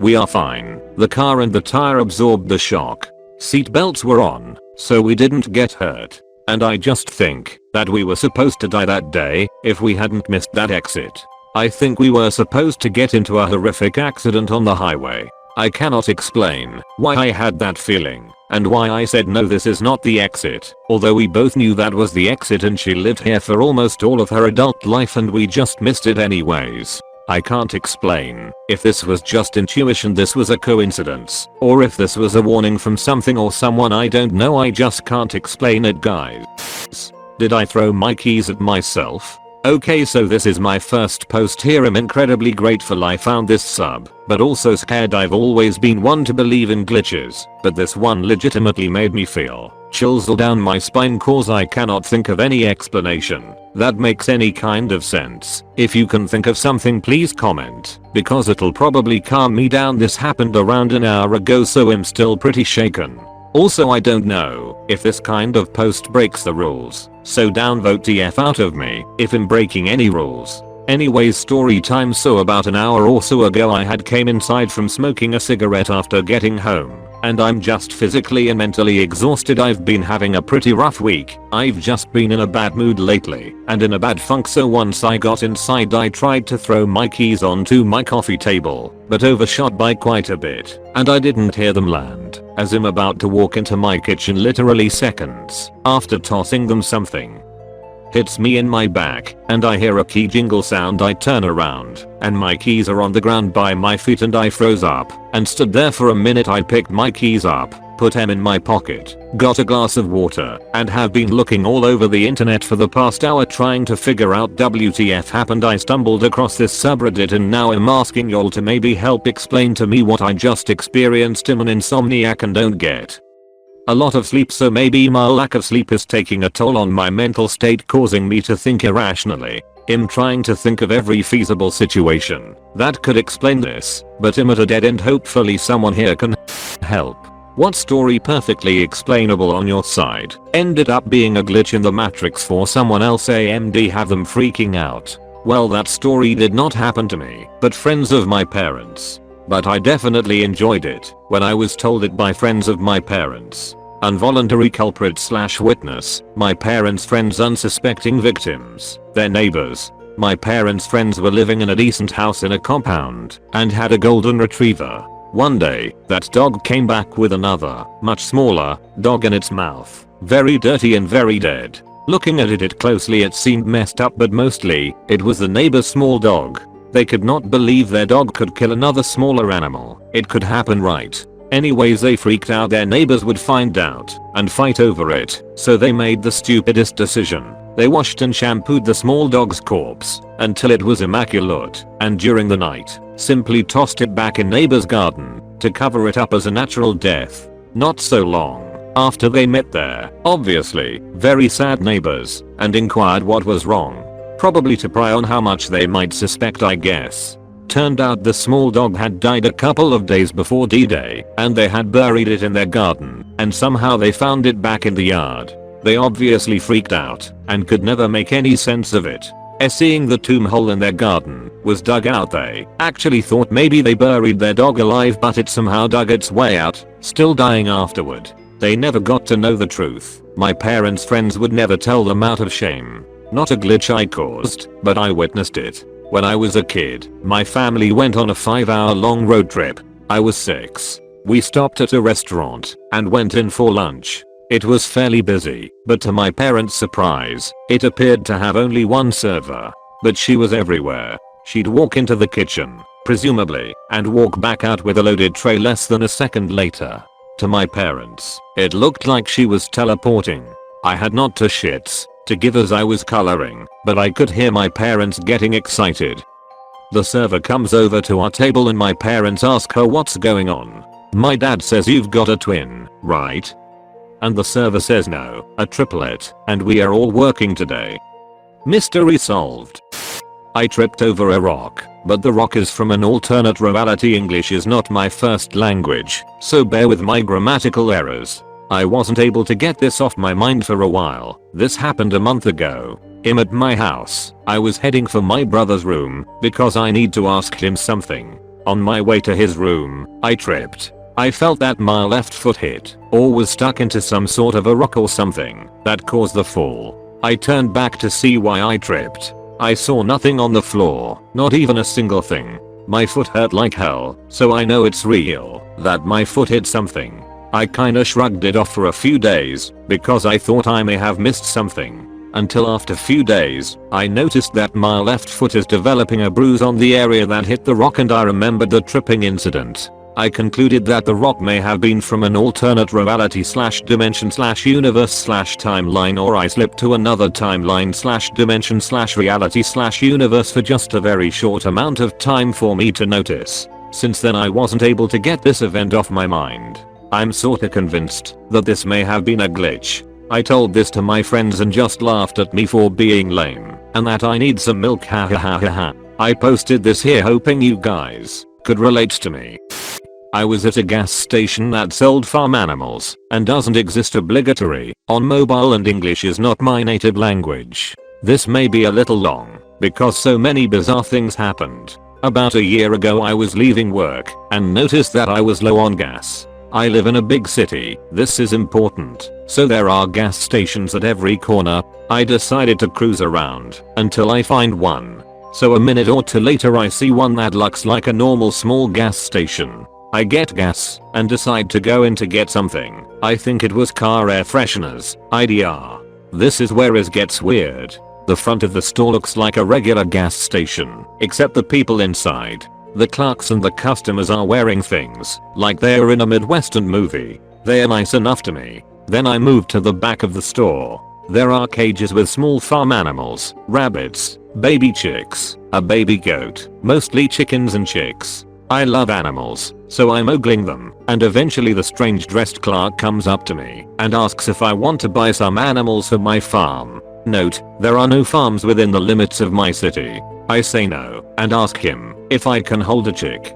He cheerfully tells me it's time to clean their cages anyway, asks me to extend my crossed arms and starts piling like 20 baby chicks on me, wipes down the cage, puts them back one by one. No chicks were harmed during this glitch. I'm a little weirded out, but happy that I got to hold chicks, so I pay with cash and leave the seemingly small gas station. The next day I tell my coworkers about it. They say there is no such place nearby. We go as far as searching Google and Google Maps, and it shows no results by description and a vacant lot where that gas station was. After work I drive that direction and see no such gas station, just the empty lot. I describe the place to my friends on Facebook, and they tell me there are stores like that in the outskirts of the city, 60 or so miles away from my work, where they sell animals, but they are not gas stations. To this day I don't know what happened. Did I end up in an alternate reality? Or a different time and place? I wish I took some pictures, but my hands were full of baby chickens. What a weird glitch. I didn't walk outside barefooted. I walked out to my shed to hit a quick smoke sesh, and when I walked out of it there were wet marks from my bare feet on the concrete. I've been wearing slippers cause it's cold and rainy, and I'm the only one who has been home for hours. Nothing too exciting, but it was one of the little signs to me that makes me always pay attention. Maybe a different version of me walked out barefooted and then we switched places. Anyways, just thought I'd share, mostly so I have my own record, but also so maybe someone else will get a laugh out of it. Lol. Yeah, been there done that, but it's hard when people don't believe you. Or like mine, I didn't know it really happened until a year later. I was living in Texas at the time when I got a call from my sister in Utah that my great niece had been in an accident with her mom. She was only 3 and my sis wanted me to pray for her as she was going in for surgery to take out the blood clot behind her eye. So I did what I usually did when I pray. I laid down on my bed, closed my eyes, and pictured me walking in her room, put my hand on her head, and prayed for her. About a year later we went to Utah for a family reunion. Sister was showing me pictures of my niece's injuries and said it was funny that while the niece was sleeping, sis went to the machine to get snacks. She said when she got back the baby was awake and the baby said, "Where is Aunt Deb?" Sis said she lives in Texas. The baby said she was here and walked over and put her hand on my head. She was right, it stunned me. Died. I have to start this off with a bit of backstory or this wouldn't make any sense at all. Thanks for bearing with me. I moved to a small town in Wa when I was in 5th grade. I instantly became close friends with my neighbor G. His mom at the time was battling terminal lung cancer, and he started spending more and more time at my house to avoid what was happening in his currently. We didn't speak much on it, but I was aware having to observe his mother fade away was breaking his heart. She passed in the summer of 7th grade, and my family adopted him, and he started living with us full time. Now we can get to the glitch. My family had taken us on a week-long vacation in Maui. It's the second night, and my brother and I had stayed up until everyone else has fallen asleep in the hotel room. We snuck out of the room we shared with my parents and walked to the beach that was 2 streets away. We came to a secluded stretch of sandy beach that extended into a narrow strip that ended with a big rock. There were thorns grown high on our right side cutting off access to the street. We walked down this narrow strip to the end, where it turned to rocks, and sat down. A full moon perfectly illuminated every ripple and wave of the water. Our conversation turned to how lucky we felt to be here. My brother G mentioned how, if he had never met me, his life would have gone a completely different direction. He would have most likely been shipped to Eastern Washington to live with his emotionally distant relatives after his mom passed, had it not been for fate threading our paths together through friendship. We both became slightly emotional, and I told him this was how it was always destined to be. We stood up and began to retrace our path back to the hotel down the narrow strip of sand that was just wide enough for both of us to walk side by side without my feet touching the ocean waves. Suddenly, something caught my eye in the water from the reflection of the full moon. I turned and looked, could see the shadow of a humanoid upper body sticking halfway out of the ocean right under the full moon. That's odd, I thought. There shouldn't be anyone swimming this late. Right as I finished thinking this, I heard my brother G collapse into the sand hard. What the F? He muttered as I turned to see he had fallen into a patch of perfectly raised, square-shaped sand. This square couldn't have been here before. One of us would have had to walk directly through it. The weirdest part was, in the square was a imprint, almost looking stamped onto the sand, was a goddess with her hair over her front torso. It looked very similar to the Starbucks logo, but wearing a necklace with 3 circles interconnected. I turned back to look for the person in the water, and there was nothing there anymore. I turned to face G, and he was still just frozen, half collapsed into this sand sculpture.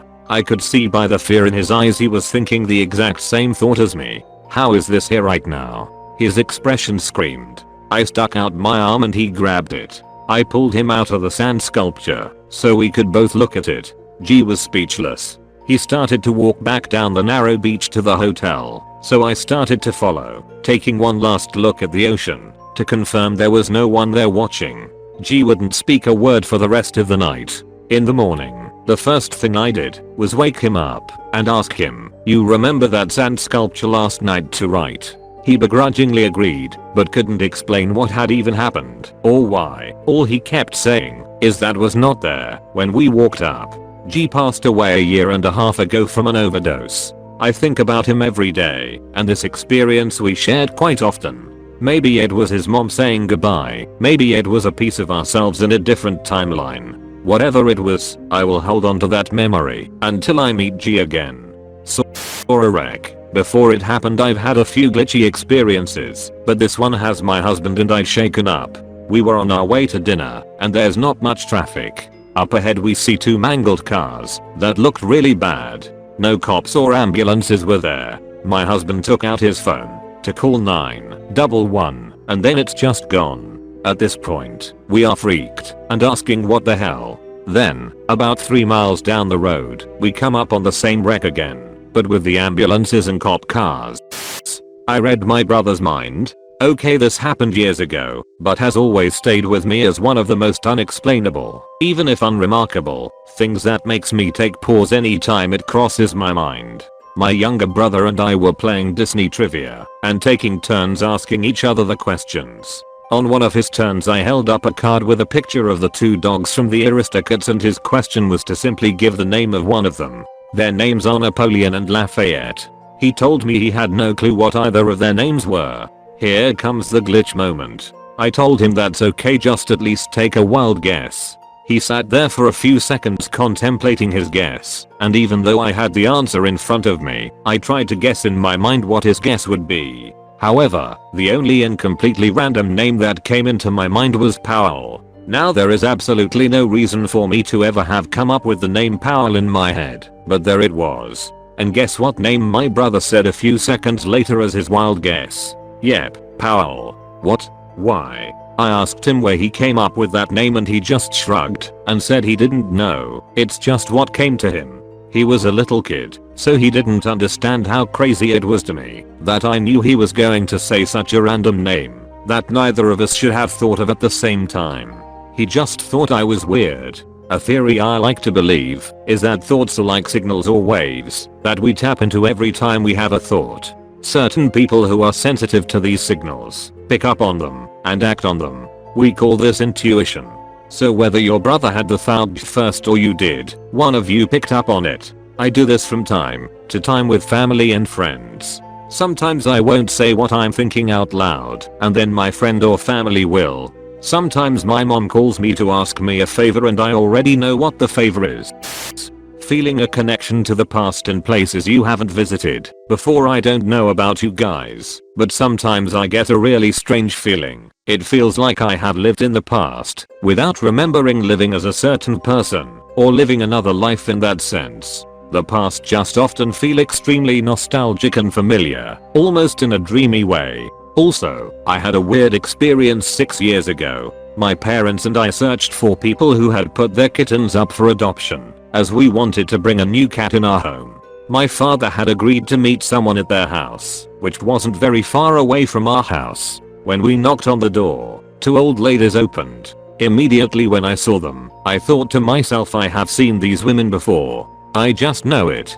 And as we entered their house, it was like I had lived there. It felt so familiar, and it felt as if I knew where the different rooms was located in the house. No one needed to show me the room where the kittens were. I just followed my instinct and found the correct room right away. When we left the house, I felt shaky, scared and almost a bit sad. I told my father about the feelings I got from visiting those ladies back at the house, but he didn't take much interest in my experience. Is it common to have such experiences? Have you had any yourselves? I feel this all the time.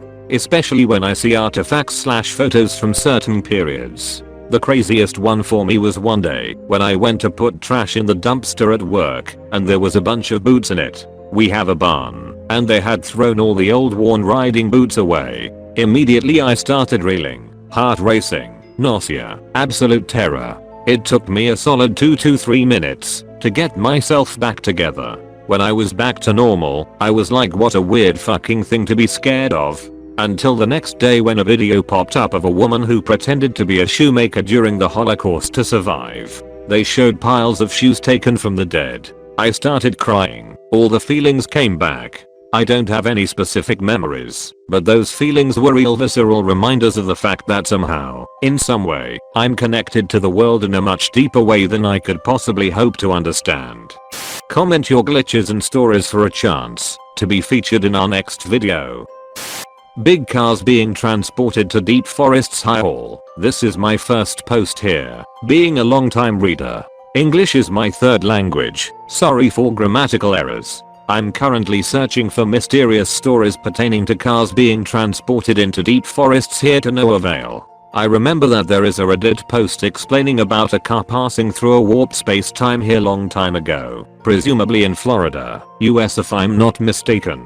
However, the phenomenon of car being transported through a warp space-time is also not unusual back in my hometown, Central and East Java, Indonesia. There, police reported cars and buses being transported into deep forest, unscratched and without damaging any single tree. No intoxication signs being reported. Drivers just felt that they cruised at usual highway speed, 80 to 100 km/h, until some beings knocked their car window and their car suddenly stopped in the forest. National news report. This one even had the police spoke on behalf of the driver. I'm curious if there are more stories about cars being transported via a warp space-time here. These are what I can find across Reddit. Apparently they are mostly under time slip or missing time themes.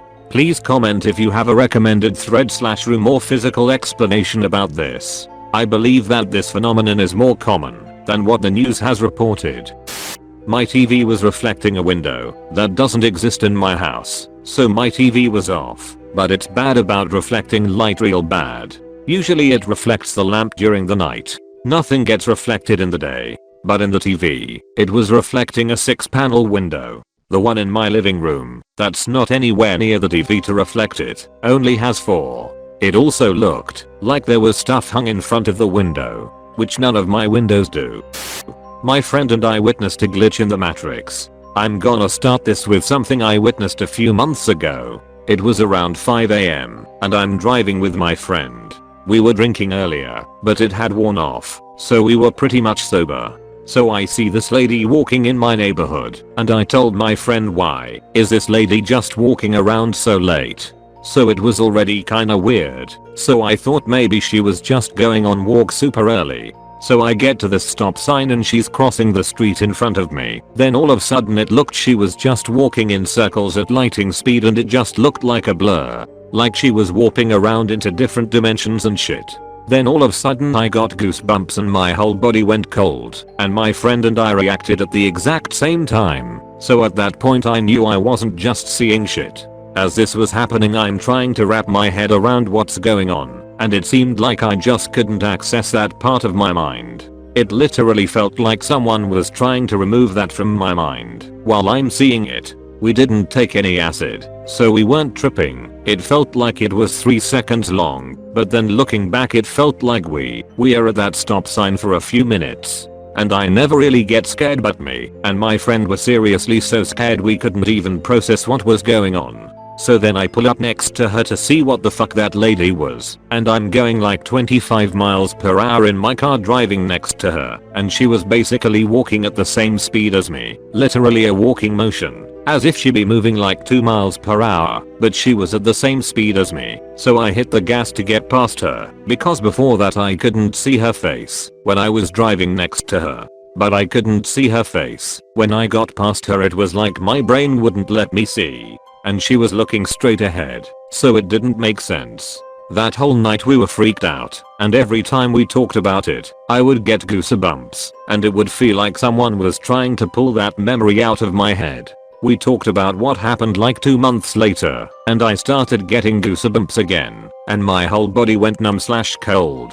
And my friend and I experienced it exactly the same way. We both saw the same thing and we just can't wrap our heads around it. And this is a true story, I wouldn't just make this up for no reason. I'm just so curious what the fuck that was, and maybe some of y'all have experienced something similar. IDK. Vanishing and reappearing keys. This happened over the summer a couple of months ago. My friends and I wanted to go to the river to go floating, so we took separate cars. I got there first and parked at the bottom of the river. I turned off my engine and realized I had to turn it back on to roll the windows up. I sat back after rolling them up and distinctly remember thinking I need to put my keys in my backpack, but I didn't do it. I left them in my ignition while I got everything together and waited for the others to come pick me up. I was sitting in the front seat gathering my belongings and went to grab the keys, but they weren't in the ignition. That's weird, I thought, but wasn't too concerned, believing that I had maybe just dropped them. I got out of the car and searched the whole car, and my friends showed up and helped me look everywhere. We were stumped, and they were becoming impatient since the weather changes so quickly where I live and the sunshine could disappear at any minute. Then I remembered, oh hey, I remember thinking I need to put my keys in my backpack. So I grabbed my backpack and heard them jingle. Relief flooded my body as I reached in to grab them, but they weren't there. I was actually shocked. My head could not process what was happening. My home general said, "Get in the car and retrace your steps." So I sat down in my car, took a deep breath, and my keys were sitting in the ignition. I turned to her and she looked just as shocked as me, since we had both checked the entire car including the ignition. I grabbed my keys quickly, shoved them in my backpack, and we never spoke of it again. But it bothers me every once in a while. It sneaks into my head when I hear my keys jingle, just wondering what the hell happened that day, and my only conclusion is that it was indeed a glitch in the Matrix. So I think about this kind of stuff a lot, as it happens to me as well. I'm also an engineer, so I tend to try and figure things out, or at least break them down for better understanding. So, if we base things off of this as a phenomenon that is actually happening and we aren't just misplacing things or overlooking, which is also a common occurrence, then I have a theory. Say we do live in some sort of matrix where information is stored and is constantly changing as life goes on for every person or user in the system. Maybe when this type of glitches happen, there are many different types with different possible explanations for that particular type. It is because the matrix or system assumed we would take a certain action, or in this case it assumed your keys would be in your backpack when you made the thought of taking them out. But since you did not, this bit, very similar to small bits of information that is uploaded in a simulation or computer program, was not picked up. It temporarily confuses the system, which is why you could not find them and also heard the noise in your backpack. The system then realizes where the keys are supposed to be and corrects the sounding data for mistaken assumption. In this case it assumed the keys were going to be taken out of the ignition. I think this can tie in how we do live in some sort of pre-programmed simulation which some would call destiny, but we do still have at least a limited amount of free will to make decisions as we navigate through this matrix or programming. It also most seems like its sole purpose is to predict as closely as possible to each individual decision we our users will make. Just my 2 cents. I cancelled my own appointment. I've just come across this sub and immediately made me think of a weird occurrence I had about 20 years ago. I had an appointment at the dentist, but when I arrived at reception and told them my name, the receptionist looked at me really weirdly and repeated my name and said back, quote, "I'm just off the phone to you. You called and cancelled your appointment." So weird. I hadn't called, I couldn't have done, because it was pre-mobile phone days. We were all left scratching our heads and I've never been able to make sense of it. BTW, my best friend was with me too, so she witnessed it all. I think I died 3 years ago. Everything is unfamiliar, memories are non-existent. Typing this on a throwaway/second account, because as much as I need to pour all these thoughts out, I'm embarrassed by how out there this might all seem. I don't remember anything before age 19. There's no explanation for this. I see a neurologist for my epilepsy, but I have no history of concussion, head trauma, anything that would explain such memory loss. I haven't even had a seizure in years. I'm pretty sure doctors think I over-exaggerate, as they say there's no reason my memory should be like this. I don't do drugs, I don't drink, I don't have any diagnosis to explain any of it. The memories I do have are patched together using the medical records, psychiatric treatment, typical teenager things like depression and anxiety, nothing too unusual, but there are notes from inpatient stays which are helpfully descriptive, and what I've heard from other relatives. My mom is the closest to me, but she doesn't like opening up a lot. I've asked about my past, or about my medical records, and she quickly becomes uncomfortable and upset. She gave up her job to take care of me in high school. I graduated in 2017, and she still is unemployed. Something I feel guilty about, so I don't bring it up. My earliest solid memory that feels real and not made up by secondary sources is the first time my boyfriend picked me up. We matched on Tinder. It was January, snowing, dark and late at night. I was 19. I was a very sleepy person back then. I remember I'd sleep the entire time until it was time for me to go back home. He is still lovely. He has taught me many tiny things. I may be able to walk, talk, function like any other adult, but I have zero life experience, which takes some patience to deal with. The hardest part to put into words of this whole thing is why haven't I noticed any of this earlier? Wired 22. Is this like a weird revelation? It felt like I just randomly woke up in this body one day and didn't think much about it until 3 years later. It's a lot to take in, I guess. And I'm getting more annoyed with this body. This entire time, this body has been a pain in the ass. And that's where I came up with the theory that this body should've and might've died some time ago. First of all, my teeth. Oh lord, my teeth. I get questions from dentists. Why are your teeth like that? And I have to give them some bullshit, like I took a lot of medicines as a teen, or whatever seems fitting from my medical records. I just so quickly try to make sensible answers, rather than just saying I don't fucking know. The pain. There's holes in my teeth. They're rotted. Why the fuck are they like this? I don't know, but it's fucking painful. It's like I have the damn teeth of a corpse. And my lungs, my chest, everything hurts.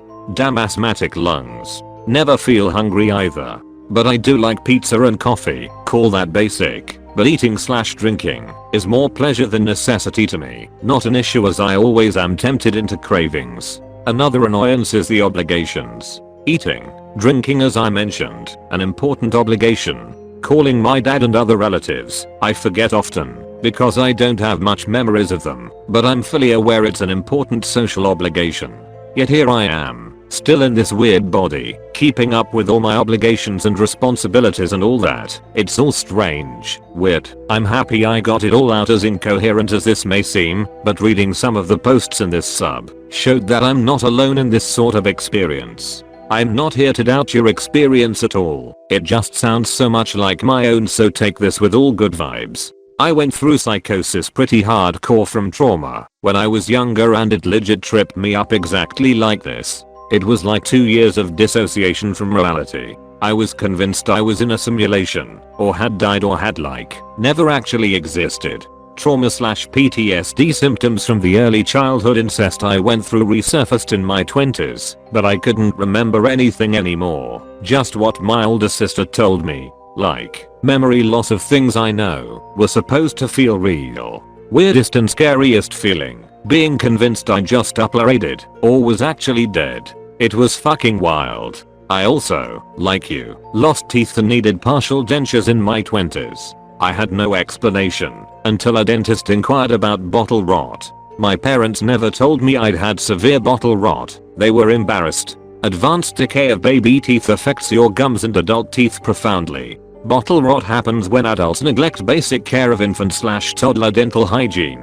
Perhaps you went through abuse/neglect early in life and you've dissociated and have psychosis? PTSD with psychosis feels like being separate from your body often, because your body is a location of trauma. Early childhood trauma and neglect can lead to adult psychosis. And I'm not at all saying that's what's going on for you, or that you have bad parents. I adore my folks, and know they love me, but they did turn a blind eye to a lot of things.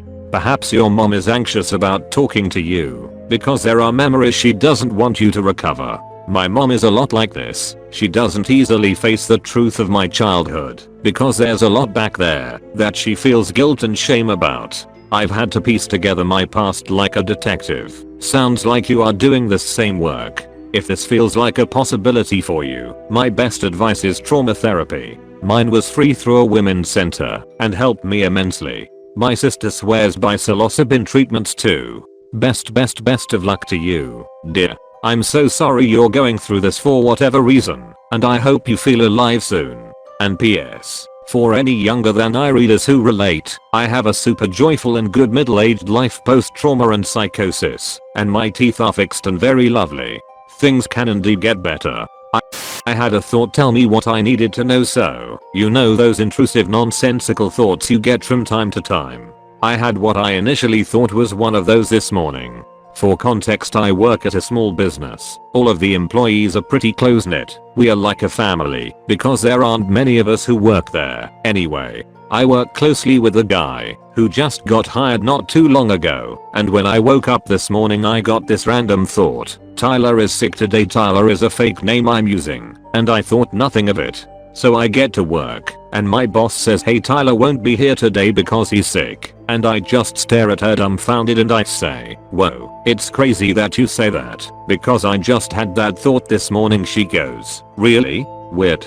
Now it could have just been a crazy coincidence, or a premonition, or maybe it was something I accidentally manifested into existence. Either way, it's kinda spooky. I had something kind of similar happen when I was in high school. I woke up on November 1st with this feeling of despair and dread. No real reason I could figure out at the time, but I couldn't shake it. I tried to get my mom to let me stay home for the day, but she wouldn't go for it, so I went to school. I walked in, and right away knew something was wrong. There had been a car accident the night before, killing a close friend and severely injuring 3 others. Please someone give me logical explanation of this. I'm going mad. First of all, I need to say I do not use drugs or alcohol. Today I had such strange experience that I need someone to help me understand this event. I have deja vus often, not daily but often. I have feeling, been there done that, said this gone bad, changed the event. Always ignored that and didn't care much about it as everyone had similar experience. But this today got me shaking to panic. I was sitting in a room listening some live radio show. I checked after and working something on computer. My friend was next to me. So deja vu started and lasted for a few seconds, and in one moment I focused on radio talk and said next full sentence, then radio repeated it. Only difference, I said different guy name then radio. My friend also stopped for a moment. He realized what happened. I went out to take a walk and couldn't believe what just happened. I was in deja vu, and for fuck's sake I really did relive that moment. I knew exactly what that woman on radio will tell, only in my mind she ended sentence with different name. I can't really tell you how this disturbed me. I'm trying to find logical explanation, and to be honest I'm doubting whole reality right now and asking myself, am I okay? Okay, what the hell did just happen? What we're told is just a materialistic view of reality is severely lacking. Everyone's had unexplainable experiences that according to our current worldview shouldn't exist. There's much more than just what's in front of you. If you can access your right brain, your collective unconscious, you can start to make sense of the crazy ways our world really works. Life is much more magical than what we've been sold. Coincidences? Typing on mobile, so may not be formatted completely correctly. Today, I was thinking about my friend Jessica, fake name. I realized that I hadn't spoken to her in quite a while. We used to be very close, and we are neighbors growing up. My partner and I went traveling last summer. One of the destinations we went to had this absolutely incredible vegan restaurant. We were traveling with friends, and I was remarking around 2 hours ago to my dad about how I love that vegan place and would love to go back to said country. An hour or so later, my friend Samantha calls me and remarks about how she was thinking about that vegan place at the same time. Coincidence, right? I continued to complain to Samantha about how my stomach was hurting Because I had a hot dog tonight, she reminded me of how, when we went on another, completely separate trip, she had eaten a bad hot dog. I said the hot dogs may have been bad, but the vegetable soup we had was incredible. Lo and behold, Jessica, the friend I had not spoken to in quite a while, who was also on the first trip, messages me out of nowhere and says I'm just thinking about that vegetable soup. I immediately freak out. She then proceeds to send me a picture of a hot dog, which is what I had had for dinner tonight, and was complaining about not moments before. Sorry if this is incoherent, I'm writing in a total frenzy. I don't know what is going on. I once saw the moon go backward on its normal path and then realign before anyone asks. No, I was not high/drunk/delirious/sleepy or anything like that. I was out walking my dog and sat down in a field near the empty playground to take a break. I then just sprawled out on a boulder and looked at the sky. The leash was still in my hand, don't worry, and noticed that the moon seemed to be moving pretty fast. And then it also hit me, hey wait a minute, doesn't the moon travel the other way? So there I was, freaking out while holding my dog as the moon traveled quickly in the wrong direction. Not blazingly fast, but with noticeable movement. And once again, before anyone says anything about the clouds making it seem like that, 1. There were barely any clouds. 2. It moved way too far to justify quick moving cloud cover being the cause of the sight anyway. It eventually stopped on the other side of the sky and I ran back home. No one believed me, and there was no one around me when it happened to even fact check. The only other witness was my dog and she passed away. Still miss you, cutie. So I'm the only one who seemingly saw it. The moon seemed to return to its normal speed and trajectory when I went out to observe it again. But ever since that day, I don't trust the moon. I'll never forget it and no one is going to gaslight me to make me think I made that up. This kinda reminds me of the strange moon story covered in Beyond Creepy. https://yauta.b/cis9su28. Long story short, dude notices the moon looks weirdly blank with no craters and shit and it's moving really fast, but every time he looks away and looks back, it's back to the spot it was in the first place, still moving quickly in the same direction. He looks away and looks back several times, and it keeps doing the same thing. Some freaky ass shit. Glitchy day. Please let me know if anyone else has experienced this weirdness this week. Since it's a week before a holiday, of course I attributed some weirdness to everyone being on vacay mode. However, some weird things cropped up this week, all on the same day. I know it's one glitch/post, but I was having a super glitchy day. Kawaku Parks near me has a different colored car. Same year/make/model. But the car is a different color, and an obvious color change. It went from white to almost black. I asked them about it, and they said their car was always this color. Student was convinced I was giving a quiz, distraught when I wasn't. They swore I said there would be one. No one else could corroborate. This student is extremely organized, and wouldn't make this mistake. Student saying she was in class, when I could have sworn they weren't. Check the logs. Student was in class and actively participating in the chat, but not listed as being in class in the activity log. Could be a tech glitch, but even it was baffled. I got called on 2 separate occasions notifying me I was accepted into a grad school program by the same person. It was like the first call never happened. A bunch of other little weirdness. Some of it I have screen caps for, some I don't. This all happened in the same day. Glitchy day. Or is everyone spacey? Could there have been a timeline shift? All I can report is that I have been feeling disoriented and spacey on several occasions lately, something that is not typical for me. Otherwise, I'll add that your glitches are classic ones, especially the different colored car. This just happened. Let me start by saying there is no other person more skeptical or cynical than me to the point of irritating everyone by questioning everything with logic. But just recently things have been disappearing from our house at an increasingly alarming rate. Now the obvious answers are absent-mindedly misplaced, theft or prank. These are a range of items from clothing, jewelry, books, pills, and a host of miscellaneous mundane items. None have ever reappeared despite the most thorough searches. Now I accept that some of these have just been naturally lost, taken out the house and left somewhere. I can definitely rule out theft or prank.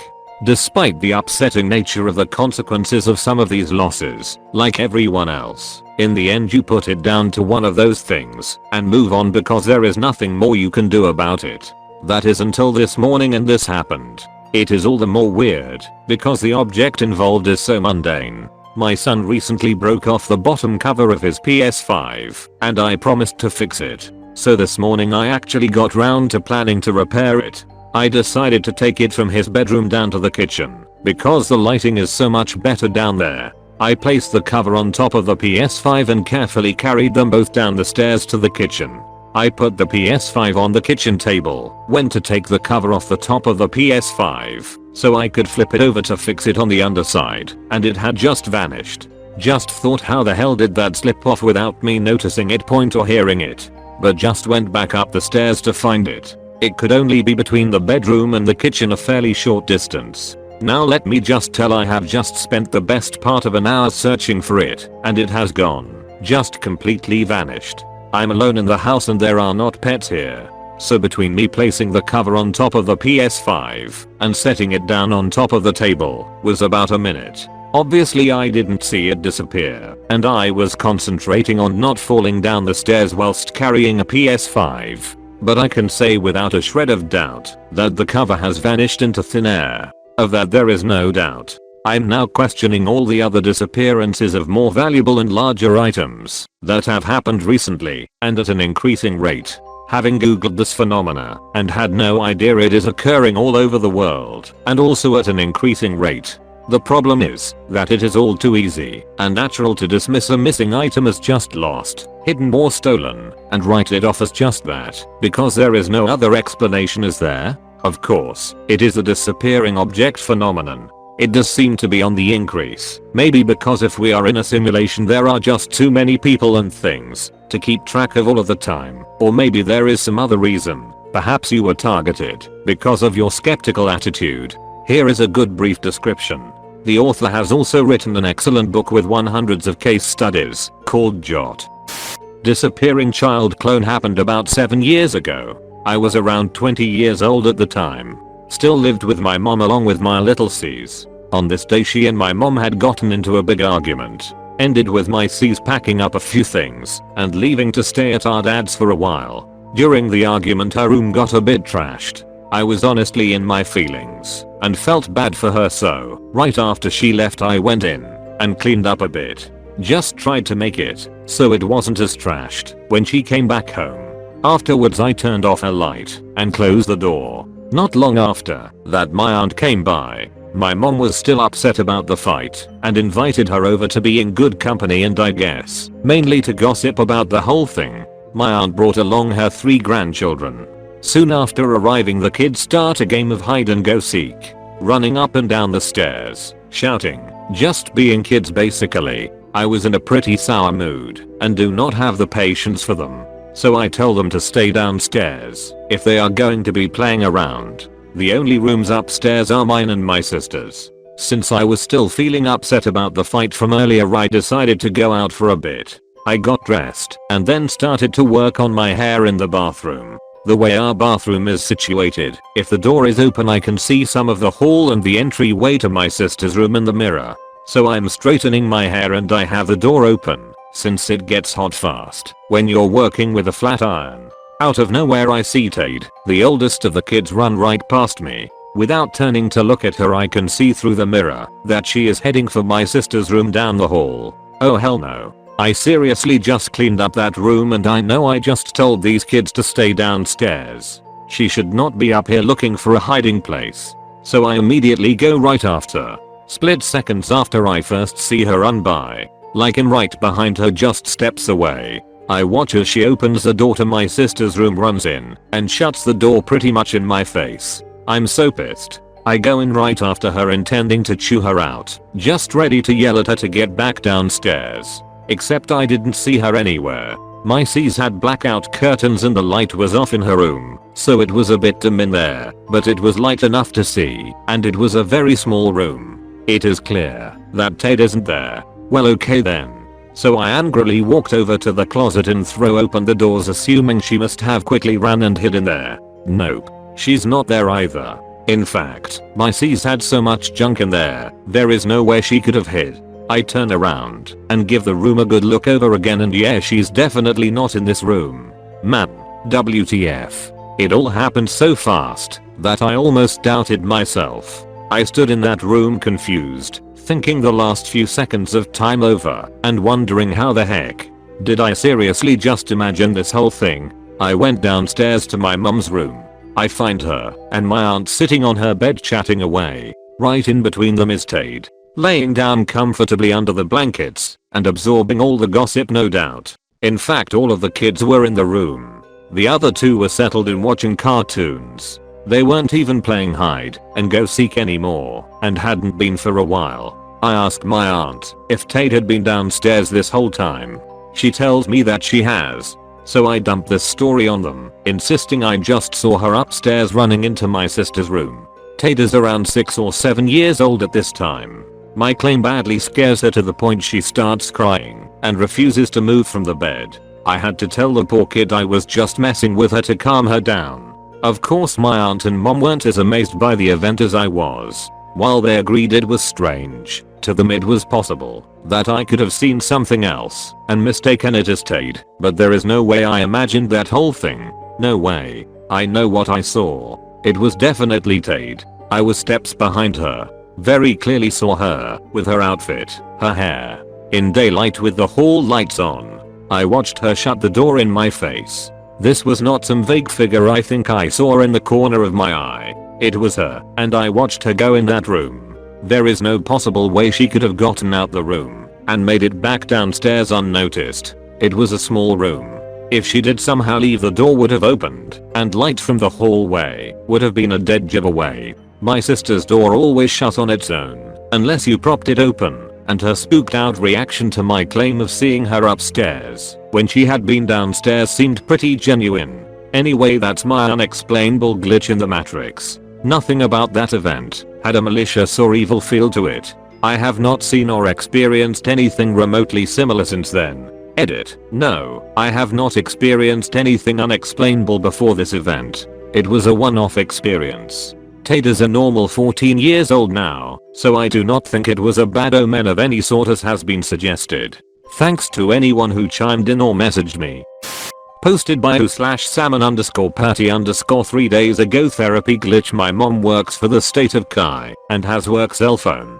My mom received an automated call on her work phone stating this is an automated call to remind my name of their appointment on Friday, November 20th at 4 p.m.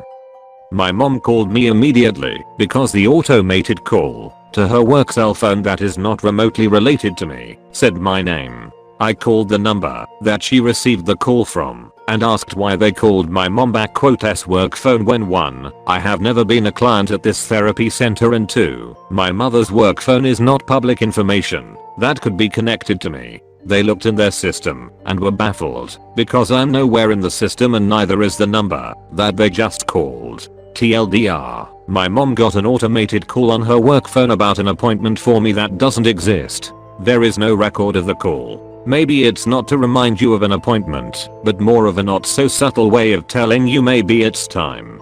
Maybe you need therapy. Maybe it's something else important. Anything about that date or time seem important to you?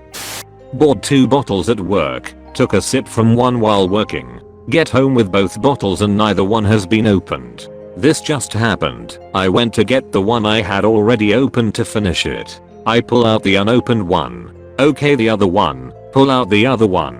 Also unopened. Very audible. What the FNCK? I'm to my knowledge somewhat aware of the strange occurrences that happen in this world, but yesterday me and my friend were planning to go to the scatter park later that day, so my friend brought his skates because he wanted to use them. Me and him both remember him bringing the skates into my truck, and we got sidetracked from going because we had a friend's car breakdown. After pushing the car back to the house, we walk in and see the skates that we literally took to my truck just sitting there on the ground. We both acknowledged that he had brought them, so we were kinda weirded out, but that's just a little story I felt like should tell you all.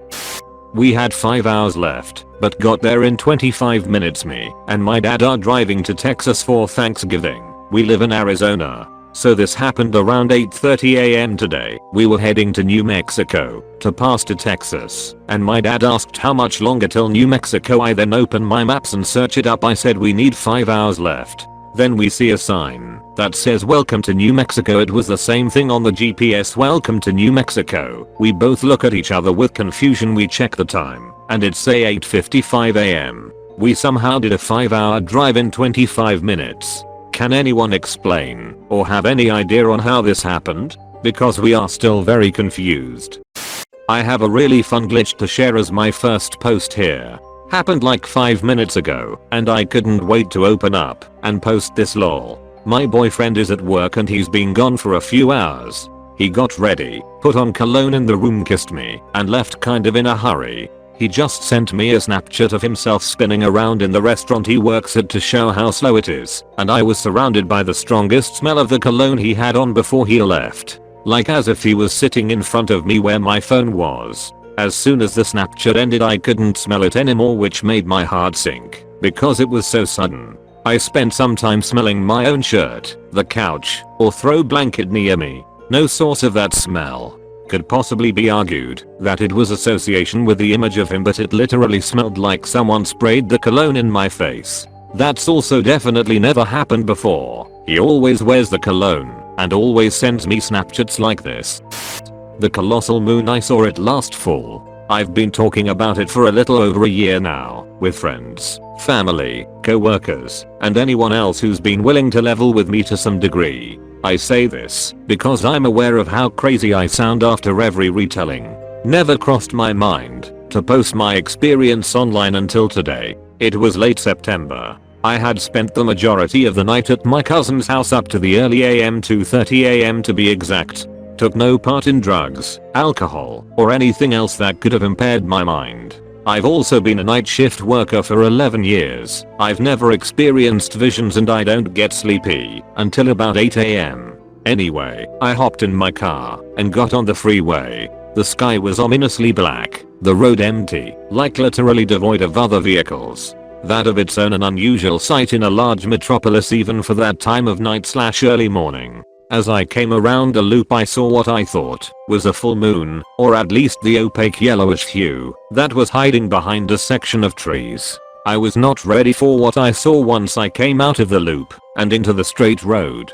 In the horizon, the entire stretch of it as far as my mortal eyes could see was taken up entirely by the moon, bigger than anything I have ever seen in my entire life. It made the road in front of me hazy like the sun does on a hot day, but shone a mesmerizing, mellow and soothing light. I do not exaggerate one bit when I say the entirety of the western sky was the moon. It was rapidly setting, so I immediately phoned my cousin, told him to run outside to tell me he saw it too. Something that colossal would surely be seen by everyone, but he didn't. Neither did anyone else I've talked to over the past year. I don't know if what I saw that day was really the moon, a natural phenomenon, or a glitch in the matrix, but it was as real as the sun you and I see every day. Headphones suddenly disappeared and randomly appeared in a different room. I bought 2 pairs of new Samsung earbuds and kept them on my dresser. I remember specifically placing them there because I didn't want to lose my headphones like always. I went to the washroom and when I came back one pair was just gone. I looked around the entire room and nothing was there. I got furious again and cussed out the universe. I have mood issues lol, and frantically tried searching for them all over my entire house. Nothing. I gave up and just sat down. I was ranting to my brother how whoever stole it should just give them back. I was joking around LMAO, and then I went to my other room. Boom, my earbuds were just chilling there on the ground. I kid wasn't my brother cause he was downstairs the entire time. I previously checked that exact place many times and they weren't there. It's so weird cause similar events like this has happened before. It's like they teleported to a whole different room. LMAO. I've had this happen. I've got the Samsung wireless earbuds bright blue to match my phone. I put them in this little safe by my bed, where I always put them, and I have very little furniture and live alone, so there's nowhere for them to go. One night after using them, I put them in the safe. Then I went looking for them the next morning because I wanted to go to the store and use them on the way, but they were gone. I took everything out of the safe tore apart my mostly empty apartment, and never found them, so I went to the store and just gave up. Later that night I'm on a group call and telling my friends about the earbuds, and I decide to look in the safe one last time to prove they were gone, and bam. Right on top of everything in the safe. The safe that hours earlier I emptied everything out of looking for these damn things. This kind of thing happens to me a lot too. I don't get it. Can someone explain this strange feeling when looking at certain stuff? This is probably not the right place to ask about this, but I'll do it anyway. I sometimes feel that something inside my head swells up for a second, followed by a tingly feeling, and some weird static-like thing in my vision. It usually triggers when I look at stuff like an old jacket, random places I found on Street View by accident, like these, or a screenshot of the king from that awful Zelda game for the CDI. Memories that are only mine, so this is starting to get freaky, and I don't know what to do. Sometimes I feel like I'm hopping realities. Basically, I constantly remember things that my friends and family say never happened, and we are not talking about old childhood memories, we are talking about last week. For example, what I remember, I had 3 separate conversations with my mom about Thanksgiving dinner, where I said I'd love to get back to basics and cook more this year. Truffles, I told my mom I'd pick up some truffle gouda for a chef friend of hers. Mashed potatoes, which I said I was very excited to make using my aunt's recipe. She called me and told me that she had ordered all the food from Whole Foods, including the potatoes, and I was a little upset. I mentioned our previous conversations, and she said I was absolutely insane. In her memory, all of those things were the same conversation, and it ended very differently. We talked about potatoes, which lead to truffle potatoes, because we were talking about fries, which lead to me saying I didn't care if she bought frozen. Okay, sure. Maybe her memory is going, or maybe there was a miscommunication. Whatever. But this week, less than 2 weeks since that event, I had the same thing happen with my roommate. Hey, I'm ordering cheese fries. Want some? Where from? Restaurant. Oh, I love restaurant, count me in. And now today, hey, I'm ordering from restaurant. You said you like it. Yes, I've never been to restaurant. What? I ordered from there last time because you said you loved it. I have never been to restaurant. I have no idea what you're talking about. Remember, we ate fries a few weeks ago. Yeah, but you never said where they were from. This has happened to me my entire life, but not this consistently. I'm smart as a fucking whip, always on top of things. Is there an explanation for this lol? Maybe your memories are just scrambled? Seems like the most logical explanation. Maybe you just have a bad memory and other memories get clustered with other ones? I'm not really an expert on the human brain, but I like to keep things logical. If there could be an explanation that isn't going straight to conclusions, I hope you get the answer you're looking for. Good luck. Stopped my car at a green light. This happened to me a few months back, and I never thought to post it until now. I was turning off of a ramp onto a bridge and had a green light. For some reason, as I was approaching the green light, I thought to myself that I should stop. I stopped at the green light for no reason. I looked over and saw a car coming from another road leading to the bridge that was going way over the speed limit and ran a red light. There is an excellent chance that I would died had I not stopped at a green light. I have read other similar stories to yours. The only explanation I can give is that the human brain is a supercomputer constantly taking in information and processing it. Most times we are not even aware it's doing this. Maybe without even knowing it, your brain picked up the sound of a speeding car in a distance and told you to stop. So many things about the conscious and unconscious mind we don't fully understand. I heard a car crash before it happened, so I could be freaking out for no reason, but I just want to make sure. So a year ago my sister had to do a project at school, so we dropped her off and went to a park nearby to wait until she was finished. We walked to the park. I was walking around in the park looking down at the ground when I heard tires screeching loudly, followed by sound of metal scraping. So basically the sound you would hear in a car crash. So I looked up in the direction of the road, but I couldn't see anything because there were trees blocking my view. So I looked at my mother, who was a few feet away, but she had no reaction to the noise. So I looked around the park at the other people, but they didn't seem to pay any attention to it. So I assumed nobody cared about the noise and didn't question it. So a few minutes later me and my mom were walking back to the school to pick up my sister when I heard the exact same noise as before. So I looked at my mother and this time she noticed the sound. So when we got to the road to cross it, we saw 3 cars had crashed. While we were crossing the street I asked if she had heard it in the park, but she said she heard nothing. I still can't find any logical explanation.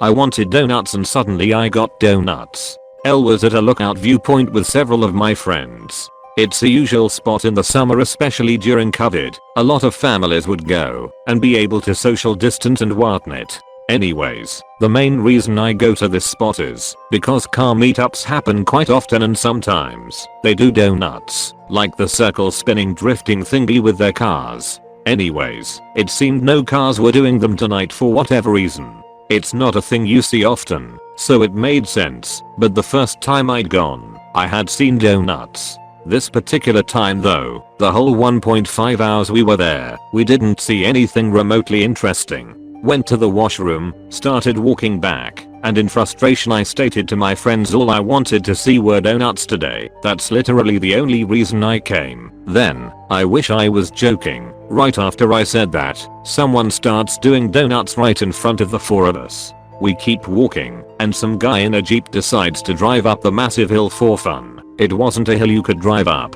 Anyways, to this day I still think back and think of how crazy that is, that the moment I mentioned something, it happened right in front of me right as we were getting ready to leave. We are in a simulation. I don't know if it happened in 2012 or it has always been like this and the information was put into the consciousness of the living. But there is a famous theory saying if we are able to create a simulation, there is a really good chance we are in a simulation as well. But it brings a lot of questions. Who are they? Why did they create this? Are they still making interventions? Or is our world just goes around on its own? I will try to answer these questions based on what I believe. I'm not a scientist or anything. Every part of this is a thought experiment and obviously open to discussion and criticism. I would like you to imagine a computer game to make my thoughts more comprehensible.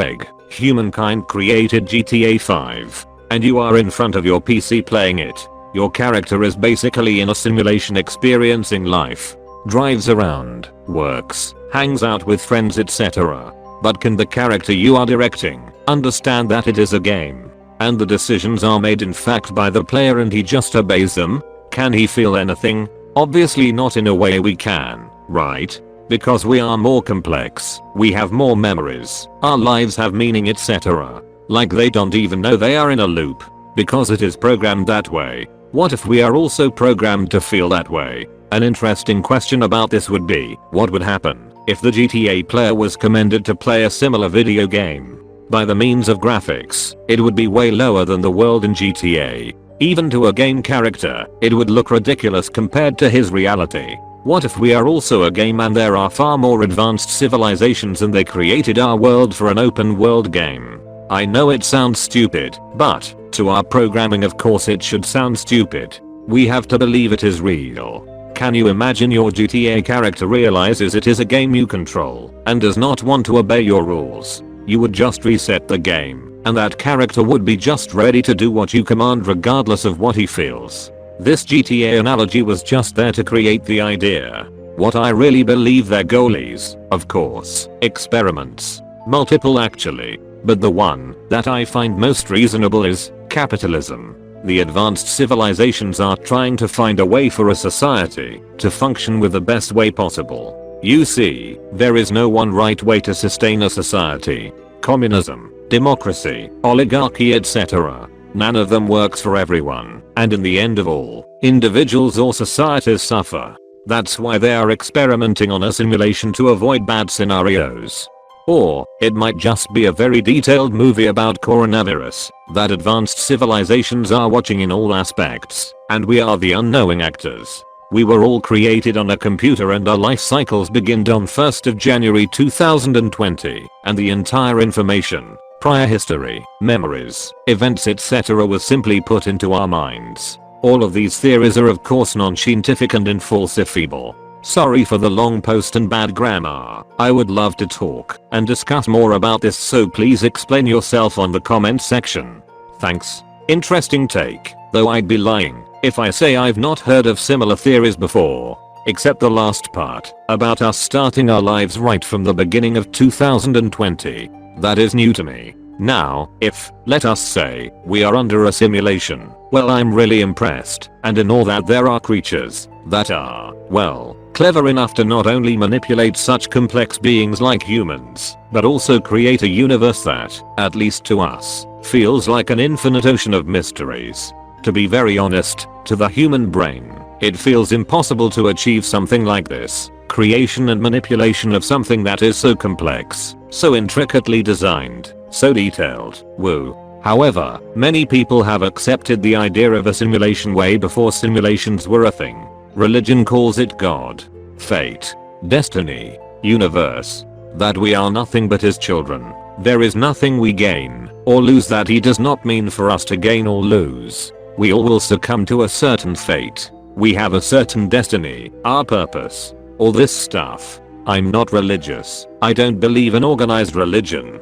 but I do have faith, and sometimes I cannot help but acknowledge that there are things that happen that are beyond our rationale, beyond analytical or critical thinking, beyond explanation. So, a higher power, higher creatures than man, more advanced civilizations, simulations run by them to see the outcomes of various circumstances before they themselves try those out. Is this what's controlling our fates? Wouldn't that make it God or gods? Who knows? I just know that there is something, someone, some owns. I have delved into this scientifically, thought logically, tried to argue with what knowledge I could gather or find, and after a while I realized that there is a point where science and religion merged, a point past which searching for answers seems to be looking into the void. I think you have stated the situation very well. The idea that the world isn't the real reality has indeed been around for thousands of years, expressed in a multitude of analogies and teaching stories. Some of these have been interpreted as holy scripture, of course, but behind them lies a common theme. The modern versions, based usually on recent movies, are just yet another variation on the theme.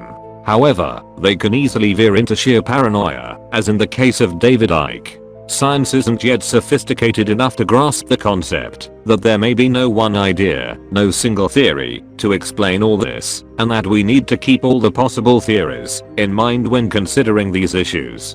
I will often share memes and videos and the likes with each other over Discord. Earlier today my friend shared a link to a video, and when I clicked on it to watch it, it was a video of someone making a mini beef Wellington. A video I hadn't seen before until just then. I replied food for me, because it's a running joke that I'm short and like small things. Hours later my friend sent another link to a video, but when I opened up Discord the link previewed was of the same mini beef Wellington video. At first I thought he accidentally sent the same link twice, but looking at our other previous messages I noticed that the video link he sent earlier was not a link to the mini beef Wellington, but to a different video that I've never seen before. Confused, thinking my phone was glitching out, I asked my friend what link he just sent, and he said it was the beef Wellington video link. I double checked the timestamps on the sent messages, but sure enough I had sent him the food for me message at 2:20 PM. But he didn't send the beef Wellington video link until 4:16 PM. Somehow I saw the video and replied to him hours before he even sent the video. This has actually happened to me a couple times, like I'll get a notification that my friends texted me, but when I open it it's not there. I always just thought it was a glitch in my phone, but it's happened on multiple different apps and IDK really weird. Maybe we are in a simulation. Glitch keys. In Australia for clarification. So last year, when I was moving out of my old house and into my new house, I had to go back and forth a few times to the old one to clean. I was given a set of keys to the house by the landlord when I first moved in, and was told that I had to hand them back when I left, as per all property rental. The last time was when I had to get the carpets cleaned before I left. You have to do this with all properties in Australia before vacating, but I was not able to make it, so I got my partner's mum to go there for me and let the cleaner in, wait around till he was finished, then lock up for me. So I gave her the keys to the house and off she went. A few hours later she returned and gave me back my key and said that it was all done. But I looked down at the keys and they were not the house keys that I have used for the past 2 years. The main house key was a clover style key with the 3 round circles on top, and the screen door was a small square key.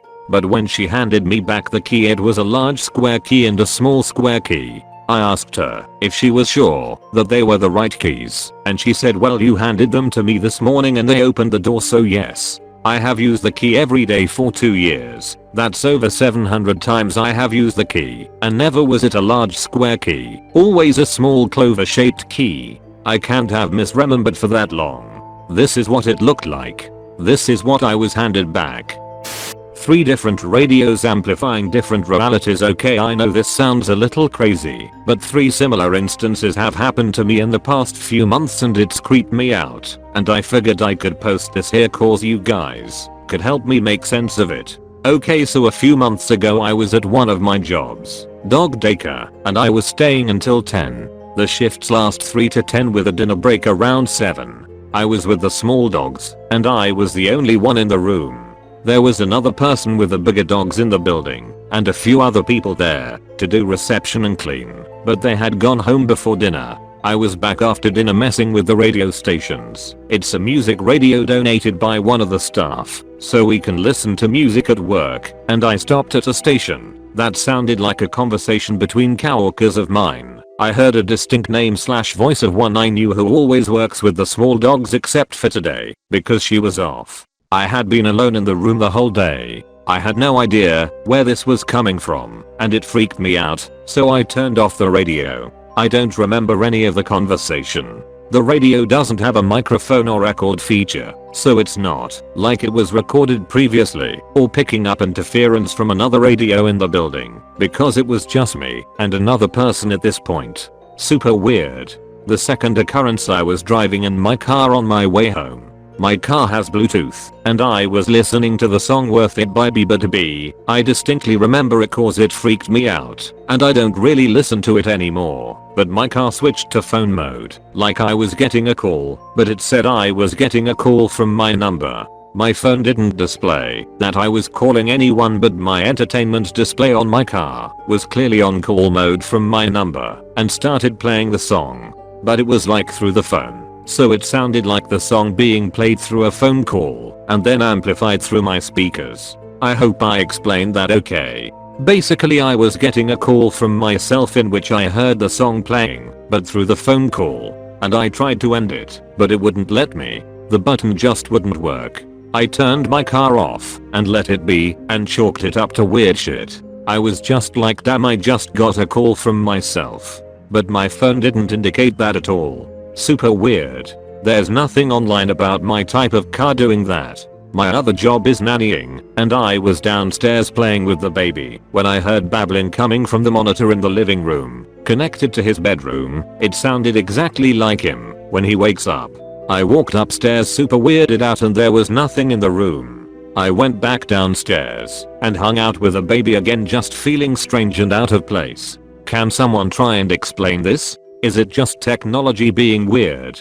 Let me know if you need any clarification. I tried to explain as best I could, but I might have missed some things. I used to work at an antique mall right next to a major freeway. We used walkie-talkies all the time and would regularly get crosstalk from the guys at Home Depot down the way. It got to where we knew the guys' names over there, so we'd randomly tell them to take the forklift down to aisle 12 and pull down all the items on the top shelf or other random requests. I never knew if they did it or not, but it was always fun to imagine their managers asking what the hell they were doing. We would also hear people driving by on the freeway on their cell phones all the time.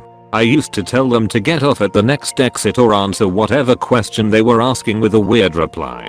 So it is possible for weird shit to happen over cell phones. Okay, so let's begin by saying the following possibilities are probably rather far-fetched, but can happen, as I've personally seen similar things myself that I have investigated until finding the logical answer. 1. Random conversation on a radio. In my teens I built a FM transmitter that could be tuned to broadcast on any FM station in a short range. It is possible someone was fooling with you using one of these. 2. Car Bluetooth system calling itself. And echoing the song back to you, legit chalk it up to buggy Bluetooth car system. I've had many stupid and weird things happen around car Bluetooth. No logic. It's just buggy as heck. 3. Baby monitor talking to itself. You were not in either the speaker or mic rooms, so it could have been literally anything, including a bird outside the window.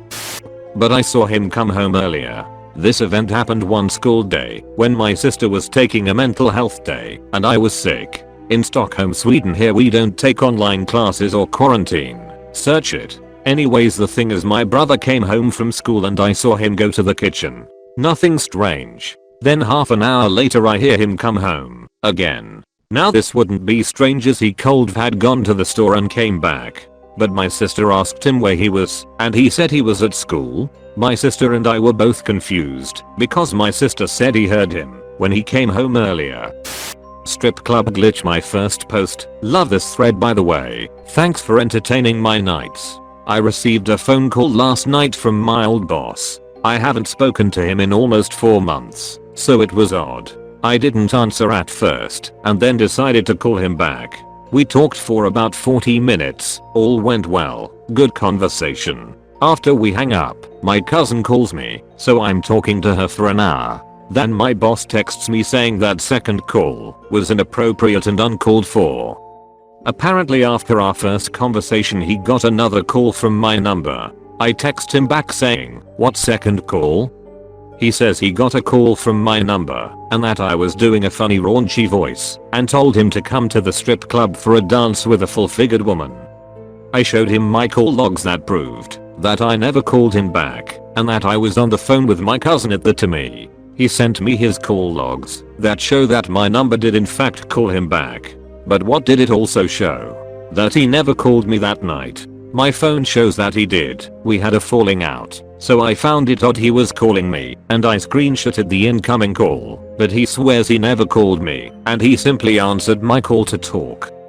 Key glitched out and in of existence was given a key to open up my church. Grabbed it and went downstairs. Got in my car with it in my hand. Suddenly, I realized it wasn't there. Panicking, I searched everywhere, retracing all my steps. I looked all over my car, most obviously the space in front of my seat on the floor. Eventually had to call someone else with a duplicate key. When I got home, I looked over my car again. I thought it might have glitched out of existence. Well, I was right.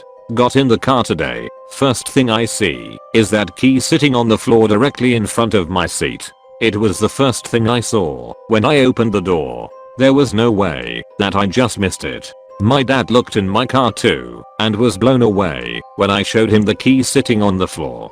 Thing is, that car was stationary between the last time I looked and when I found it, so it's not as if it could have bumped up from under the seat. Just a genuine glitch. This has literally happened to me my whole life with just random stuff, man. Throughout my life I've told people the same thing over and over again. Stuff for me just disappears. And my parents and everyone just gives a hello, so it grew legs and walked out by itself. And then sometimes it would be the same day or sometimes a few days later we would find whatever the thing was missing in obvious places or in places that it could have never even ended up in.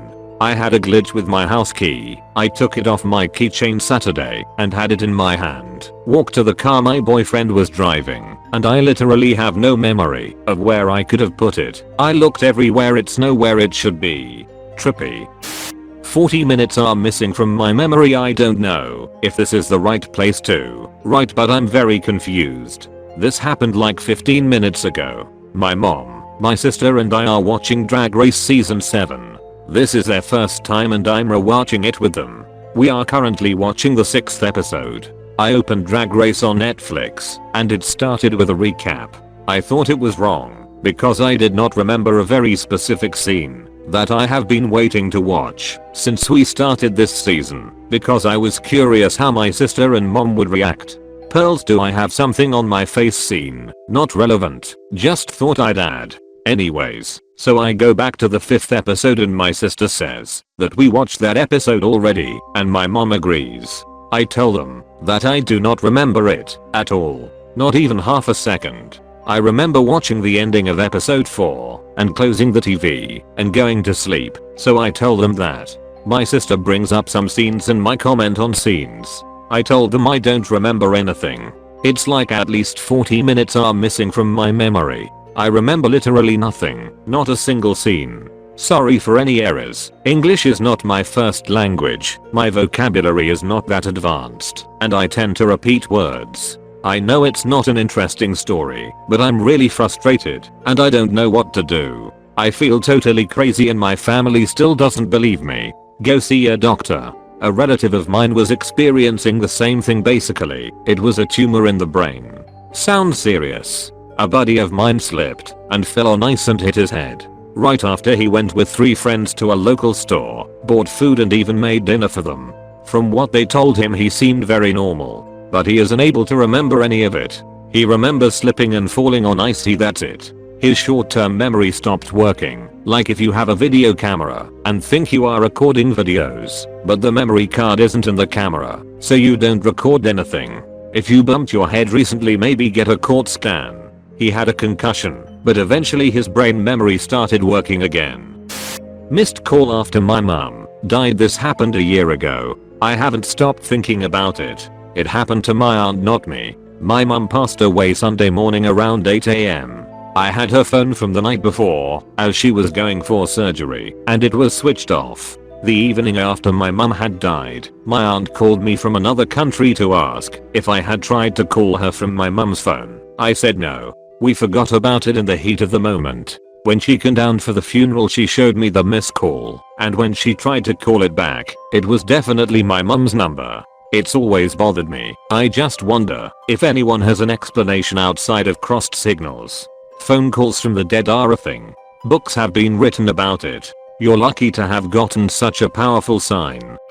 My music box glitched in my room today. I was showering, and in my room I have a big music box that I keep there because it's very powerful and I rarely use it. Anyway, I was showering, and when I got finished I go into the kitchen and I see this box that was supposed to be in my room. I think maybe my parents used it. Then I go back to my room and I see the same fucking box on my desk where it used to always be. I was like, wow, that's a glitch, and I run to the kitchen and boom, the music box isn't there anymore. WTFFF, this is the first glitch I experienced since I saw Matrix, lol.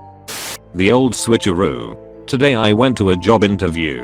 While I was sitting in my car, waiting to go in, I saw a man and a woman pushing a child in a stroller. I took note of the woman's outfit because I really liked her leather jacket. I thought about the fact that it was really warm for that kind of jacket, and I even took the time to think about how her short hairstyle really complemented her clothing style. It turned out they were parked next to my car. Between glances around the inside of my car, I watched them take the baby out of the stroller, situate stuff in the back seat, and settle the baby in their car seat. I decided it was time to go inside for my interview, and I waited for them to get into their car and start backing out. As I got out of my car, they were still pulling out of the parking spot, and when I looked at the driver I realized it was a long-haired woman, and she was alone.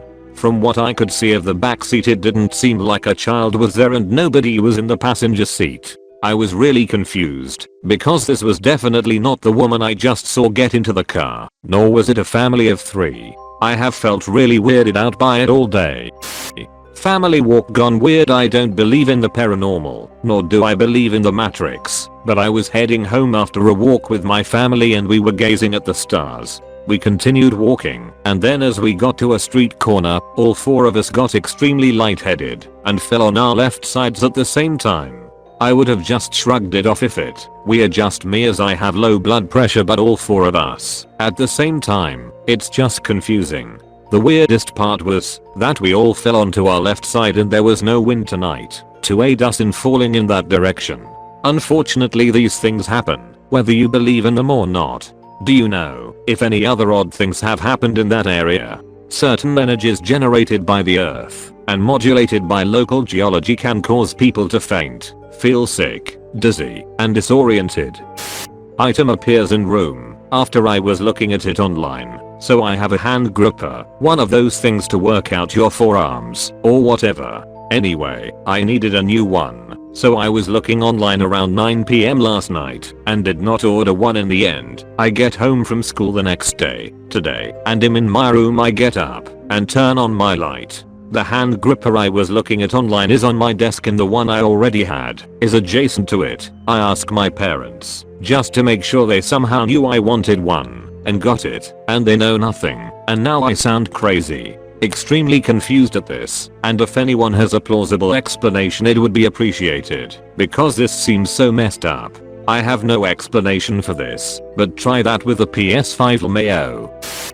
I predicted a conversation about 2 or 3 months before it happened. Okay, so a little forewarning. This was probably back in September when this happened, but it was crazy. Okay, so my coworker was pregnant, I'll call them Jess, and about 2 or 3 months before Jess had them, I had a dream about a conversation she had after they were born. I don't remember exactly what was said, just that I was at work with another coworker, that I'll call Emma, that was closer to Jess than I was. We're talking about how big the baby was and how they were doing. But I wrote it off as something strange and forgot about it. Months later, about a month after the baby was born, Jess came to purchase something at the store and talked to Emma. I kid you not, the exact words were freaking said.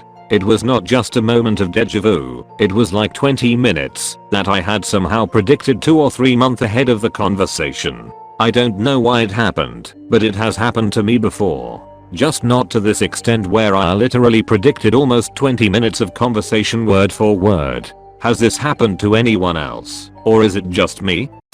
Best glitch ever. So yesterday I ordered cookies with dinner for the family and there was one perfect cookie left in the bag by the time I got to it. I was so excited and decided to save half for later. I delightedly enjoyed my half a cookie, and when I put the other half away there was another identical half next to it.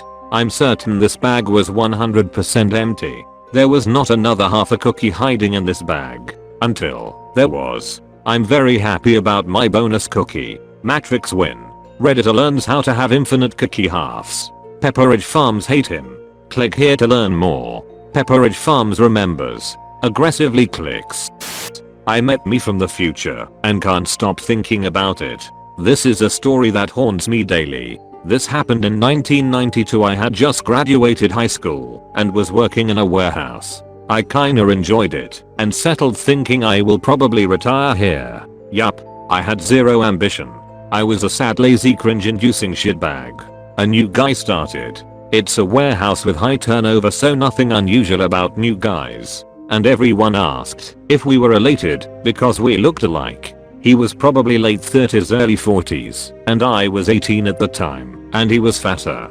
He seemed to carry himself like me the way he walked and spoke. His second day we worked together on a wrapping station and the first thing he said to me was, "You still have that Penthouse magazine under your mattress?" I did. Weird but totally normal 14 boys, I suppose. He then said, "I know everything about you. You are worried about never getting a girlfriend." I was floored, but I again thought it was a usual teenage thing. I mean, I wasn't the best looking guy, so I guess it wasn't a stretch to guess. Probably the start of bullying and the end of my job, as one thing I liked most about myself is that I have no problems fighting anyone anywhere anytime. No matter how big or how many I was always down. I never won, but could take a beating and the person usually quit and never messed with me again. I asked him why he was saying all this shit and he looked at me and his expression is seared into my mind and left an image I see daily. He said, "I'm you." He then went on to tell me everything about myself. I mean, my deepest, darkest secrets that no one knows. Then he kept telling me more about myself. Then we went to lunch and were outside smoking, and yup, same brand Camel White regulars. Hard to find where I lived, so I never seen anyone else smoking them. I asked him to be serious and how he knew all this shit. He said, "I already told you, Tom Thork."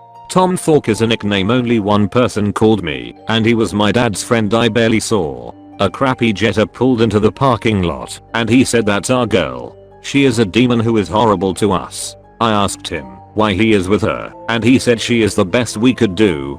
When she got out she was disgusting looking. I mean, trailer trash would be too kind, and she waddled her ass over to us. She said, "Let's go." Before he left he stared right into my soul and said, "We deserve better, please go to college and stop being lazy and make something out of yourself." Trailer park girl just kinda laughed like, "Yeah right." He left with her and I never saw him again. I think I ran into a younger version of her at a friend's house years later and he introduced me and said we should hook up. I said no. I went to college and stopped being a pathetic lazy cringer fest. I accomplished everything I set out to do, as I always felt the need to not let him down. I know none of this makes sense. How can I explain something that I can barely understand myself? None of it makes sense whatsoever. Like, why would a future me get a job with me? He had to fill out a job application and have his references checked right. Yes, I asked my manager, who was opposed, who just told me to mind my own damn business and focus on my job and to try to be less of a screw up.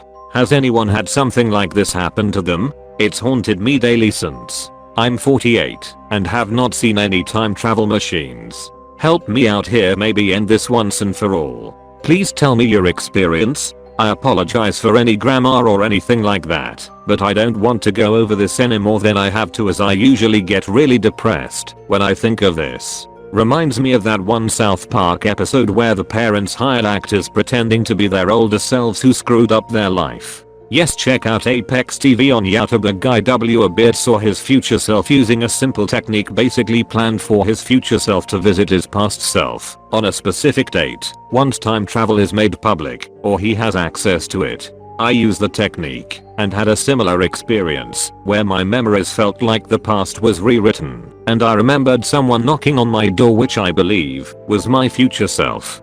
Damn, that's mind-boggling af. Maybe he was from a parallel universe. But yeah, I also do believe in time travel. I mean, let's say time travel only starts existing in the year 3000 or even 10,000. They could still come back to 2000s, right? Or even 2000 BC or W/E. Maybe in the future there are things like soul capturing, where anyone that has ever existed can be brought back and then grow their bodies back in a lab. Who knows? Anything is possible. Our brains right now may never understand what is possible in this universe or other dimensions.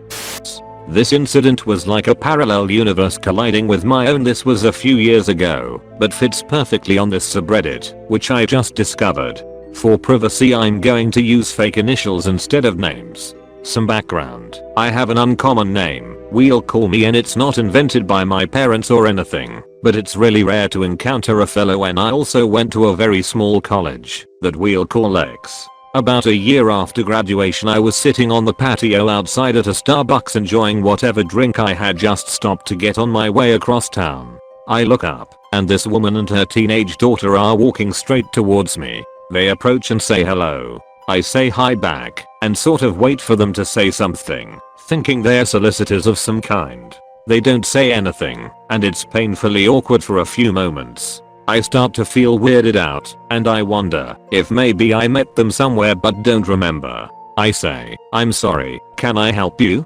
The mom says, "Are you in? Okay, so that's weird.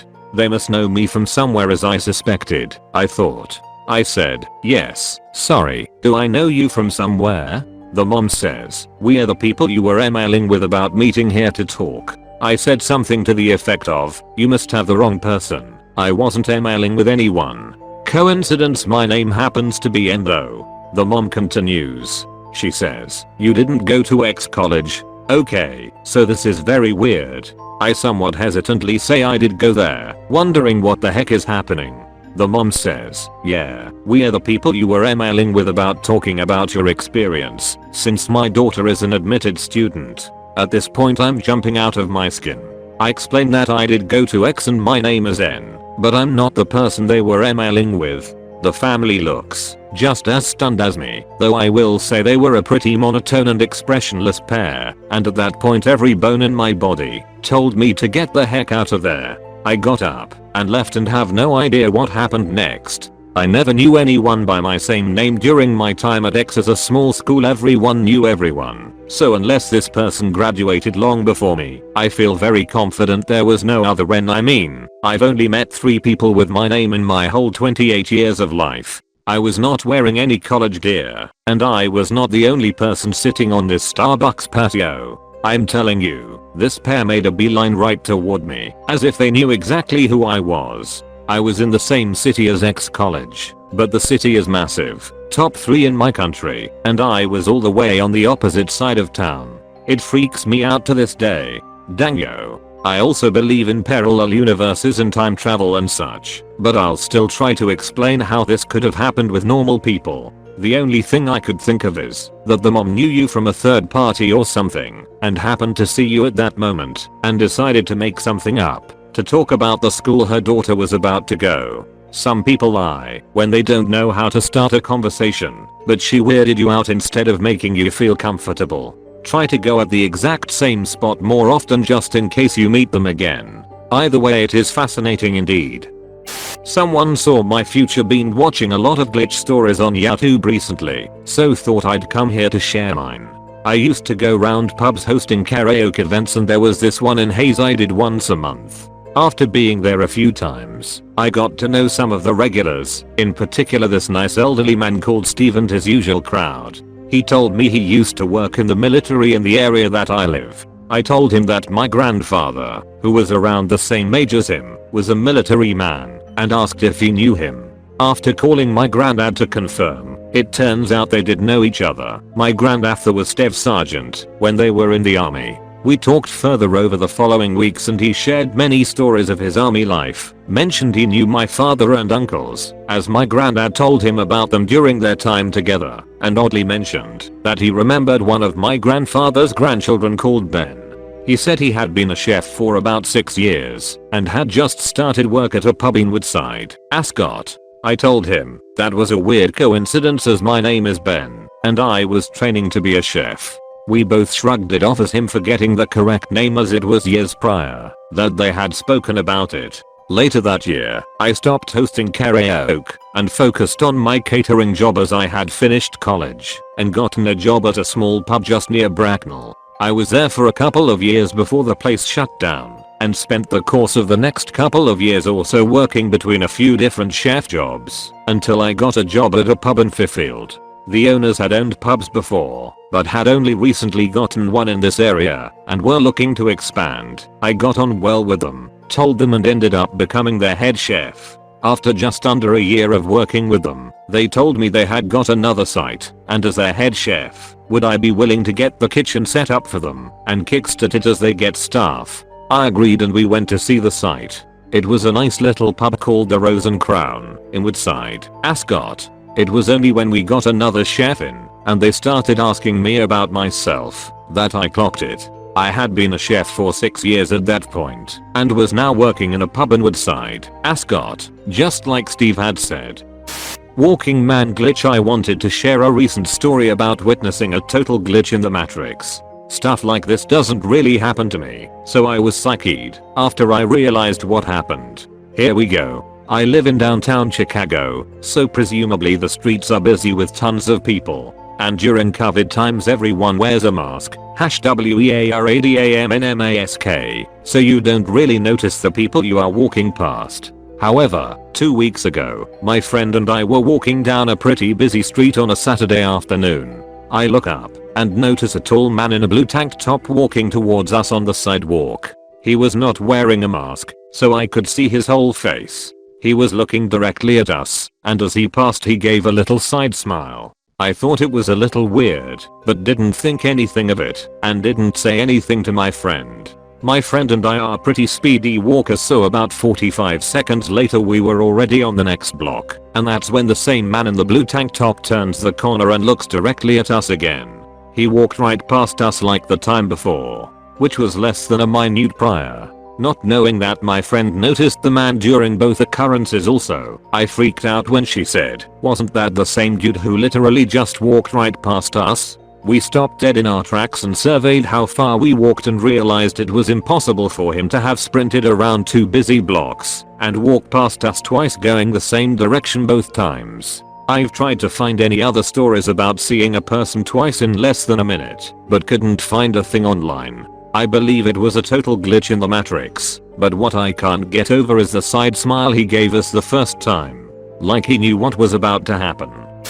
Car accident avoided by premonition. A few years ago as I was driving back from work, and had now reached the city of San Francisco about 1 mile from home. I reached a 4 stops intersection. It's winter time around 7 p.m. so it's dark. This is one of my 2 usual ways to drive back home from work from the 101 or the 280. I have a string of intersections in front of me, mostly stop signs. Nothing out of the ordinary. I stop, look right and left, then again right before crossing. I'm about to release the brake and press the accelerator when I hear a voice in my head, or a clearly spoken out thought, that states, a car will be coming from the left and not stop. As I freeze in place, a car crosses the intersection full speed going maybe 40 miles per hour. I would have been hit sideways in my little sports car. As I moved across, after taking another look on both sides, I felt very protected. This was the first time this happened to me, but something similar happened last summer and prevented me from a head-on collision accident.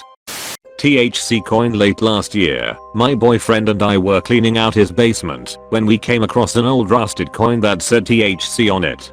Being that we enjoy the benefits of THC, we thought how neat and decided to keep it. It ended up being kept in a basket underneath the coffee table. Months go by, and I was emptying the basket and refilling it while in deep thought.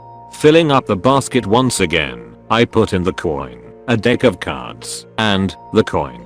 The THC coin. My heart nearly stopped as I was in utter fucking shock that I'm now looking at 2 of the same coin. I screamed and held up both in front of my boyfriend, who didn't register what I was implying until I said, "Dude, we found only 1 coin, and I'm holding fucking 2. It wasn't as if they were stuck together somehow or anything. That could explain why. I still don't know how the fuck it happened and it trips me the hell out." The infamous coins. Backside of the coins. Best guess. You had multiple in your house. At some point someone bumped into coin number 2 and possibly without even thinking about it put it where it belonged. Had a similar experience. Was working. Came across a Susan B. Anthony coin and asked if I could replace it with my own change. Boss didn't care, but I thought it was cool as it was the first and only one I had seen so far. Close D up later, went home and ended up with 2 of the same coin. Could be a pretty logical explanation, and I may have accidentally robbed them for an extra coin without knowing, thinking there was only 1 at the time in front of me. But I had a similar reaction for sure.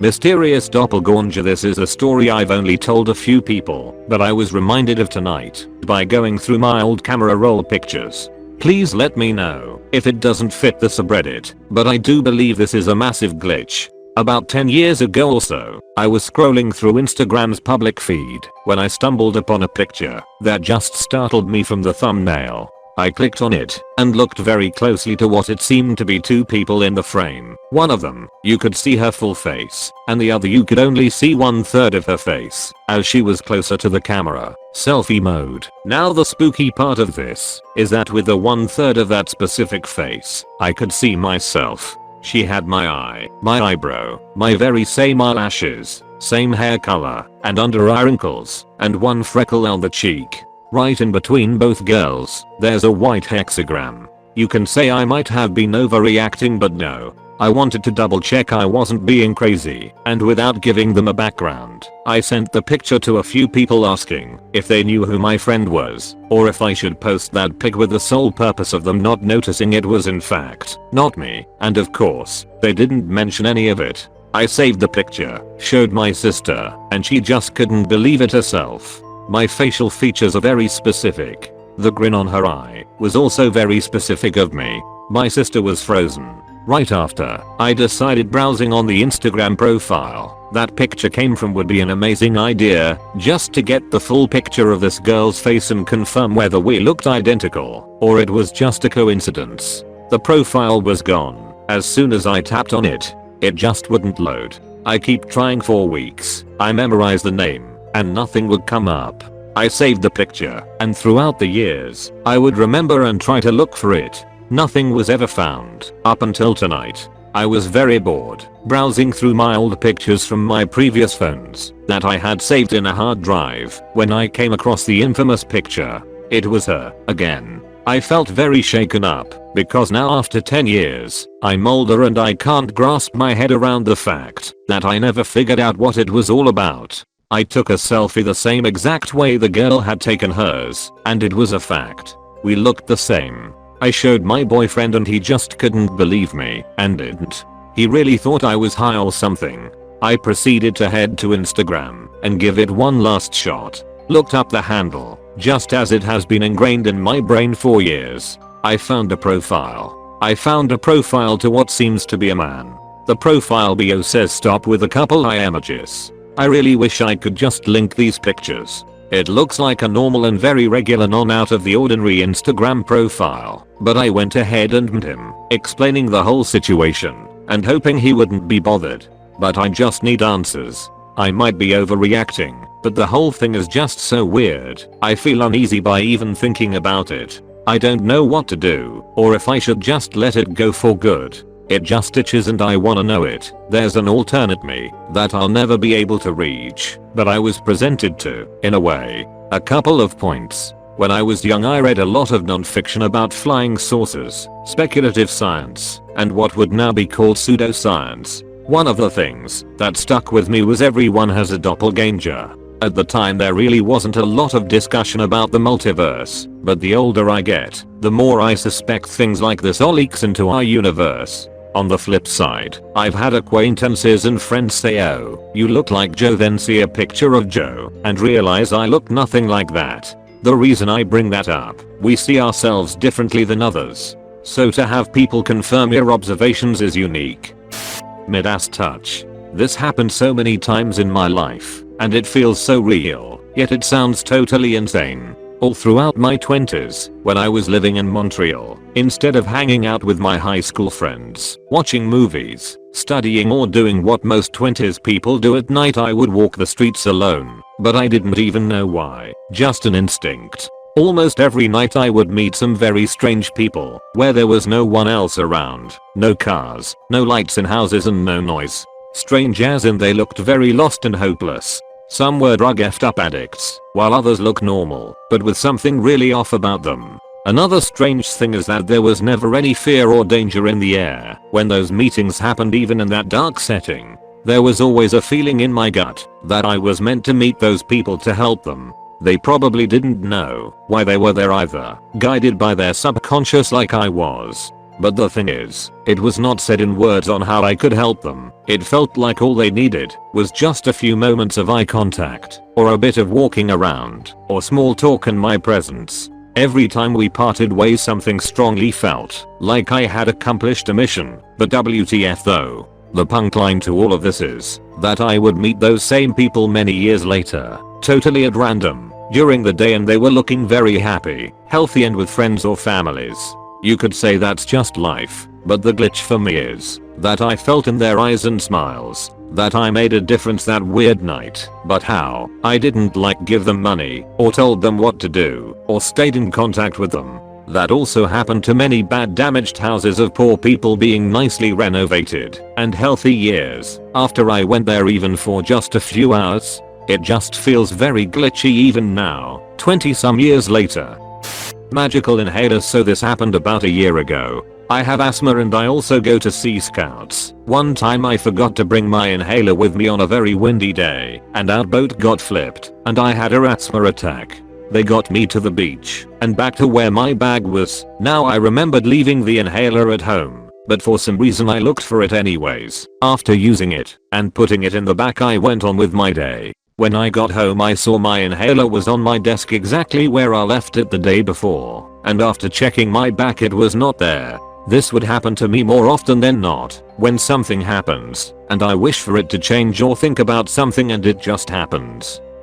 Ghost dear message. So this could just be a crazy coincidence. Today in my apartment building the Wi-Fi went out and was out all day. It's a pretty big building, so I don't get service in either. I was internetless. To put it the simple way, I've been online way too much during quarantine.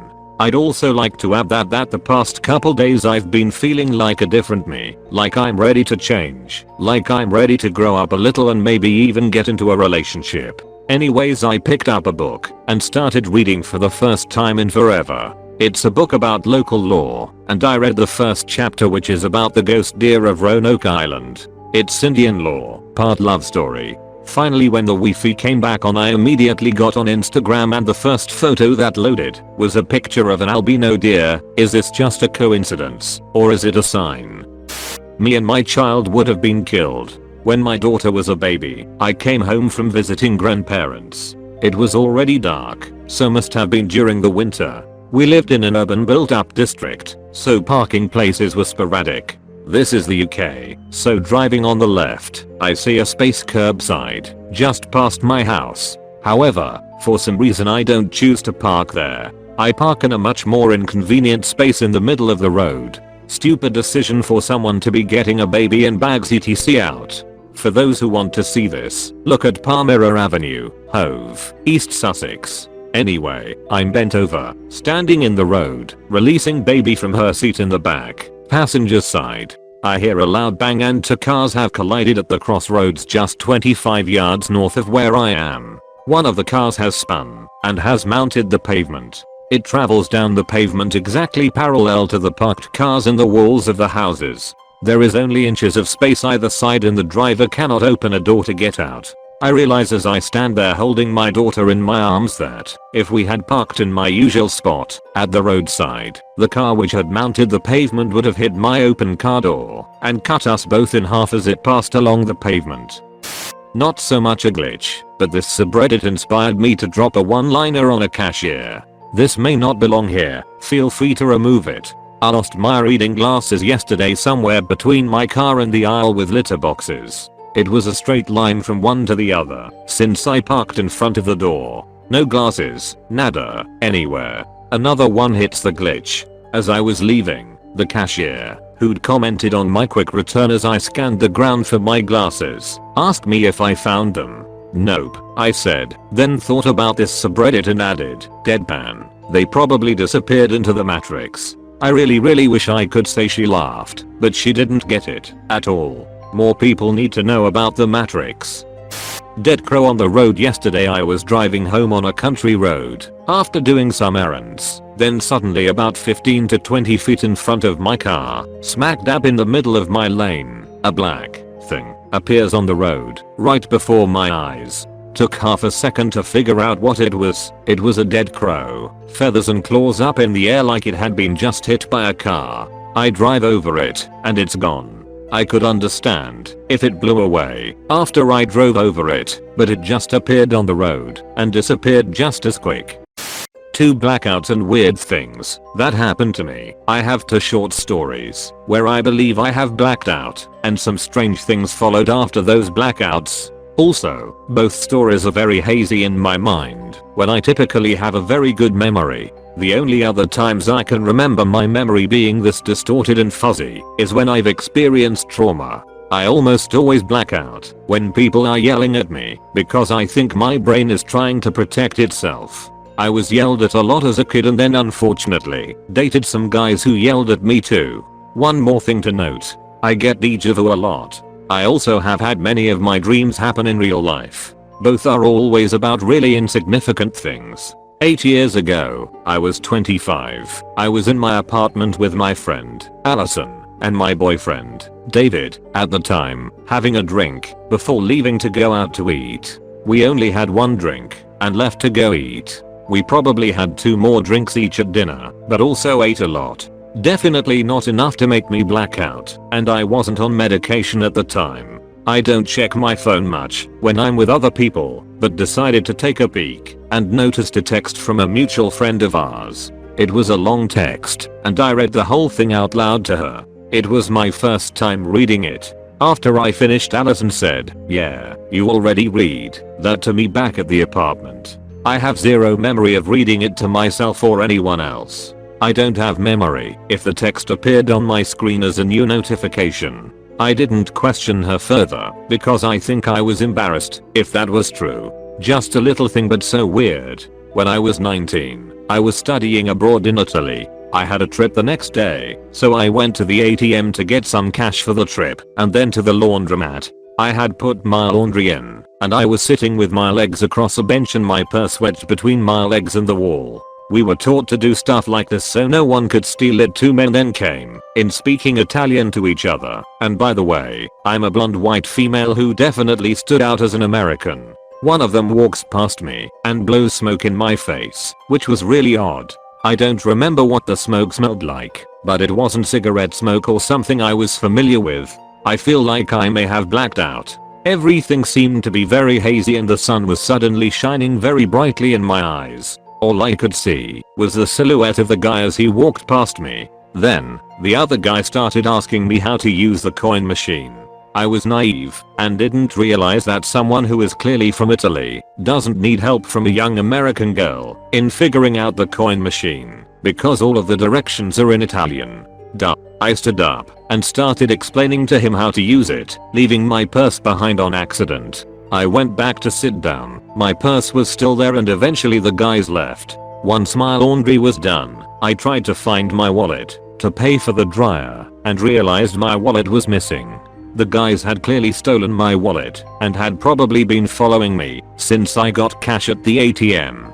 They spent a ton of money on my credit cards and it sucked, especially because my passport was in my wallet, which meant I couldn't go on my trip the next day and would lose the effort. I also had to carry my wet clothes a few blocks to my apartment since I couldn't afford to use the dryer. I was a sad sight lol. Fast forward to maybe 7 years later, and I was telling someone this story when I got to the part about the guy blowing smoke in my face. Before I could say it, the person said, "And then he blew smoke in your face?" And I said yes, that's exactly what happened. How did you know that? And they kind of shrugged, gave a side smirk and laughed. I don't remember who the person was who said that to me. They either guessed, have heard of that happening before, possibly a friend told this person the story already, which I highly doubt, or they are a mountain biking vampire witch from the future. Has anyone else had similar stuff happen to them? The second blackout reminds me of a Vice special I watched once about a drug in powder form that people would blow in their victims' faces to zombify them. Maybe something similar at play here?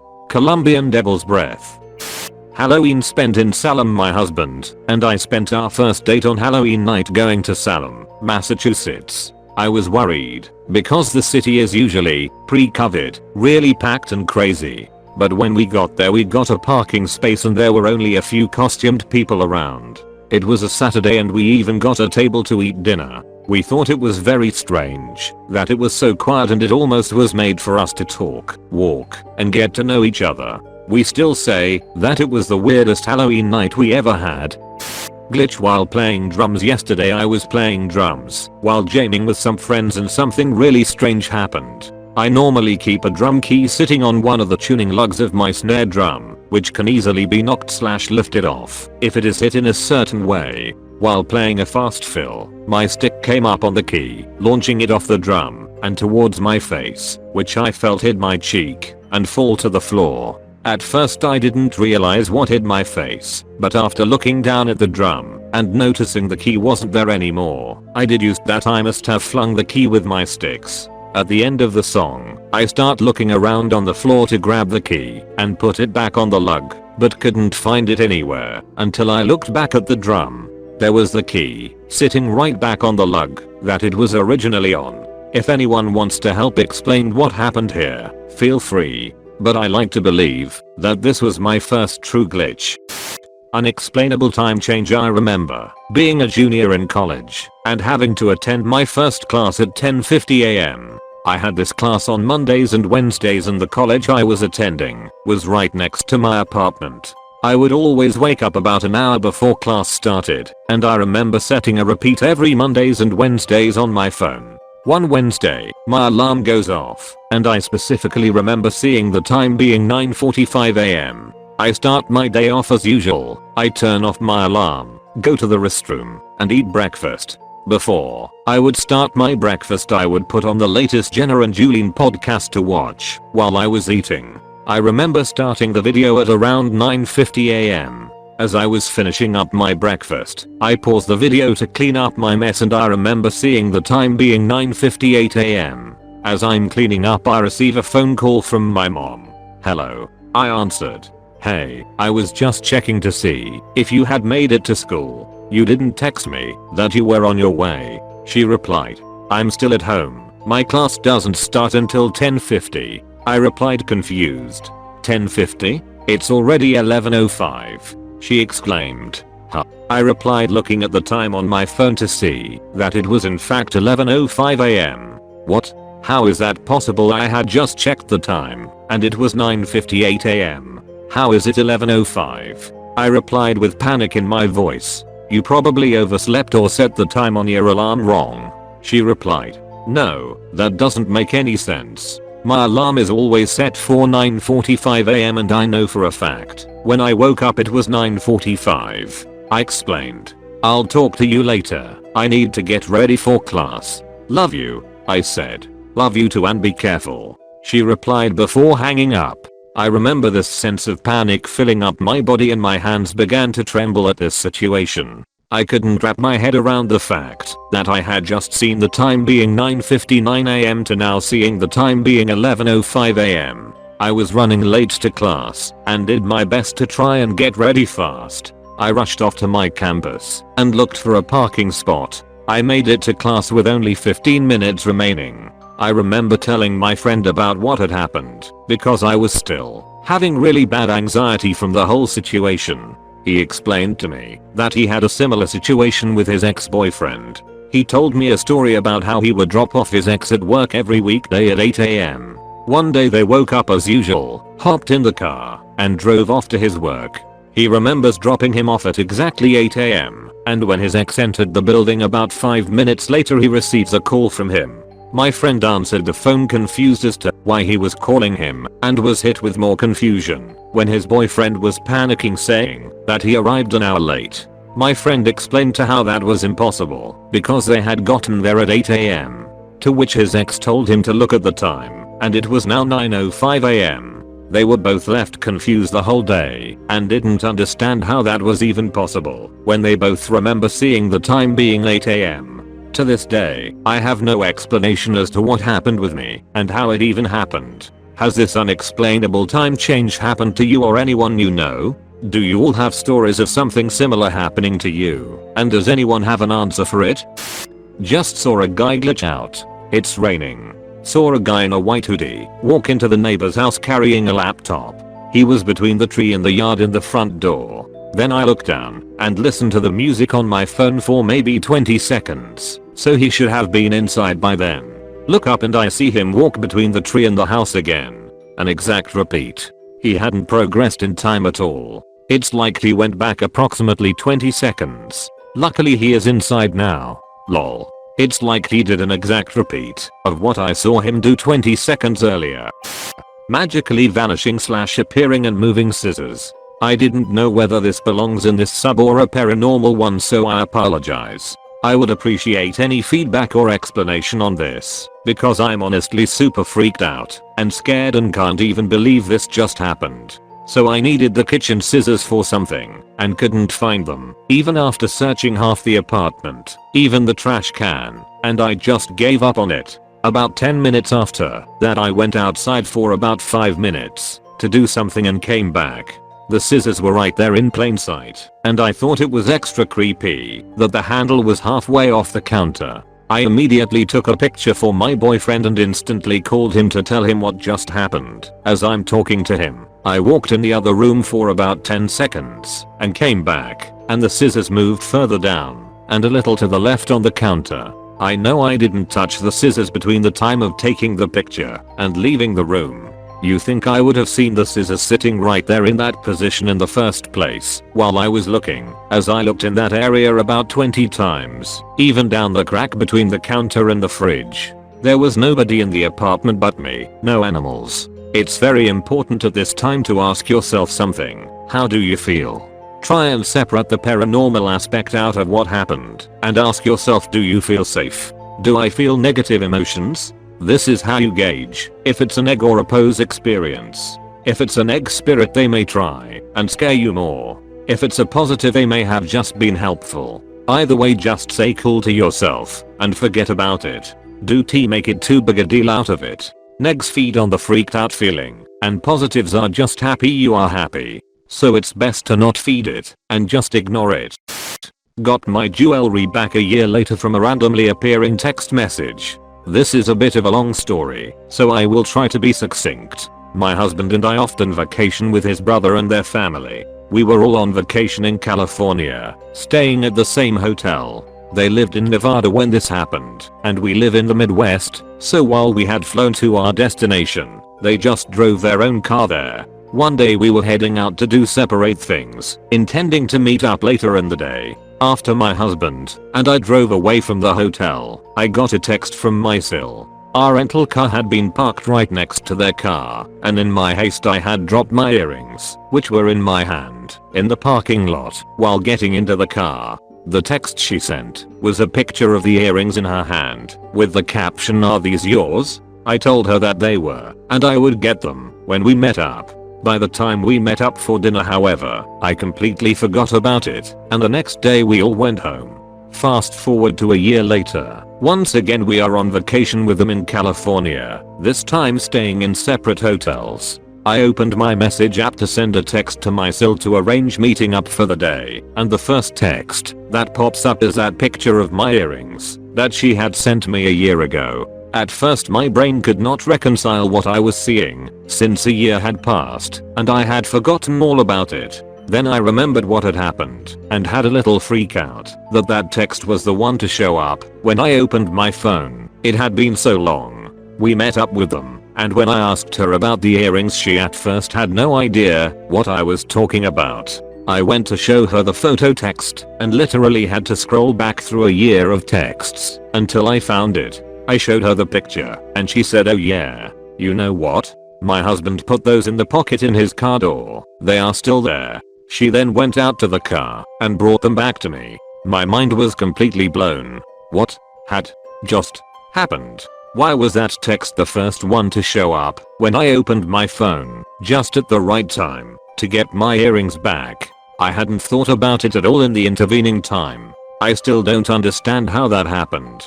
I'm never getting rid of those earrings, no matter what. I'm not convinced that the tech is becoming more deliberately helpful as they are programming it to be. For example, I'm having a conversation with my wife about Henry Kissinger, and I go to my phone on Google to look his details up. I start to type E of Henry in the first suggestion, before I have even typed the N as Henry Kissinger. I'm going to do some more tests on this, but I think they are listening to conversations, and then to try and help, are then making the software suggest things, almost as an afterthought. I do know that they listen and serve adverts based on what we say. My wife mentioned an obscure hotel chain in conversation, one I had never heard of before. 10 minimums later on YouTube I get served that advert for that hotel. This isn't coincidence, as you can test this yourself. Try saying nappy, diaper, pad, baby, soother, pram, buggy a few times. Wait 10 minimums and watch YouTube and see what comes up. If you reflect, they are spending millions on text-to-speech and intelligent human-computer interfaces. They will have come up with plenty that we are not even aware of. The one I suggested, where they suggest a search result related to what you said earlier, would likely be missed, but would make you think Google was more in tune with finding what you want than Bing. You might not notice consciously it did that, but your feeling would be Google is better. Try it out, as it's interesting, and I think there's much more of this occurring than we expect. I have no evidence for your sister situation. However, perhaps the phone noted you and Sol were now in the same location again, and so suggested the memory from that time, which was the picture. Again, it wouldn't surprise me that software now does some more sophisticated things than we expect. Scary, really. I heard the door slam, but I'm 100% sure it was already closed. Sound glitch. We only have 2 doors in our house. One was open, and I'm sure it was because I put a doorstop at the other one I kept closed because the dogs liked going in without my permission. I was dancing around and I heard the door slam. I swear I didn't see any movement, and it had to be extremely open to make a sound like that. I'm not that freaked out about it though. I feel like there are way scarier glitches than this, so sorry if it isn't that impressive. Girl disappears behind tree. Both my dog and I notice obligatory. This didn't happen today, disclaimer. Also worth noting, this was pre-COVID. While walking my dog down our fairly quiet street, I noticed a girl in a bright pink jacket approaching. being constantly vigilant about my surroundings. I noticed her and wondered why she wasn't in school at 9:30 on a weekday. There are 3 schools within a couple block radius, and it is common to see kids of all ages out before school time. Again, she was wearing a neon pink jacket, had her hair in a ponytail, and looked to be an early teen. She was also carrying a white plastic shopping bag.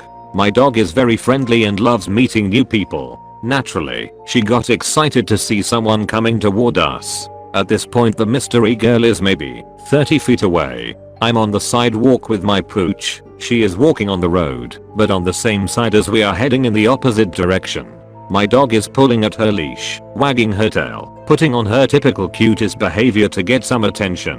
Now, there is one large tree on this street. As we both pass by the tree, she never comes out the other side. My dog also notices that her potential new friend is gone, and we both stand staring for a few seconds wondering where this girl went. I thought, did she cross the street? Nope. Did she come around behind us? Nope. Was she hiding behind the tree? Nope.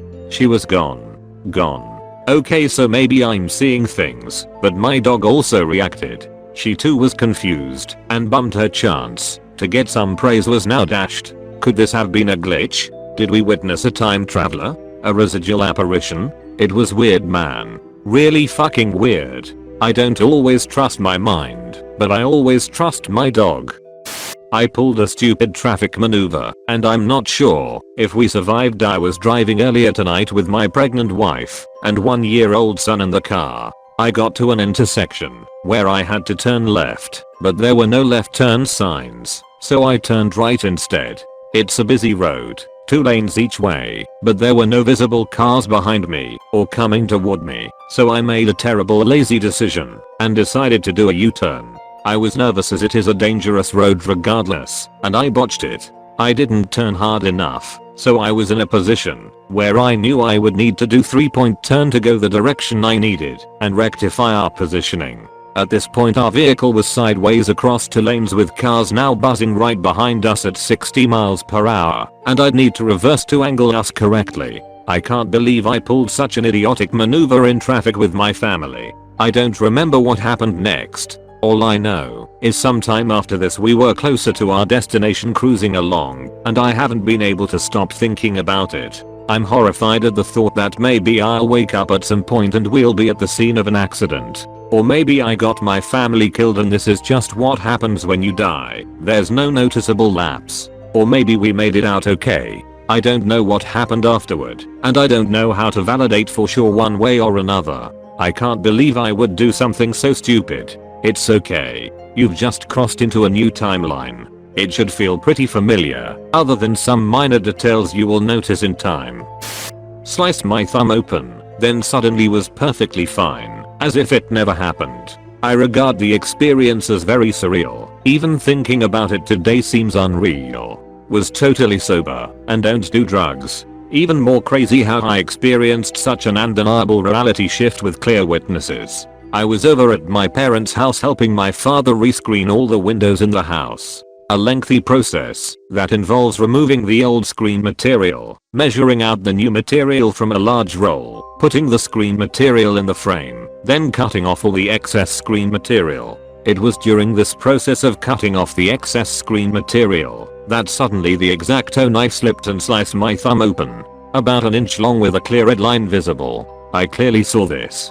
My father standing right beside me clearly saw it too. My mother saw as well, but was further away. Upon seeing this my father exclaimed, "Are you okay?" And immediately for some reason I quickly shrugged it off saying, "Oh, it's nothing." After a few seconds sense kicked in, and I figured I should go get a band-aid as to not get blood onto the new screen material. I go to check my thumb, and nothing. No cut, no line, no redness. Nothing. I squeezed my thumb thinking that maybe it would show up under pressure. Completely smooth unbroken skin. "You saw that right? You saw me slice my thumb?" I asked. "Yeah," my father said. "Well, it's gone."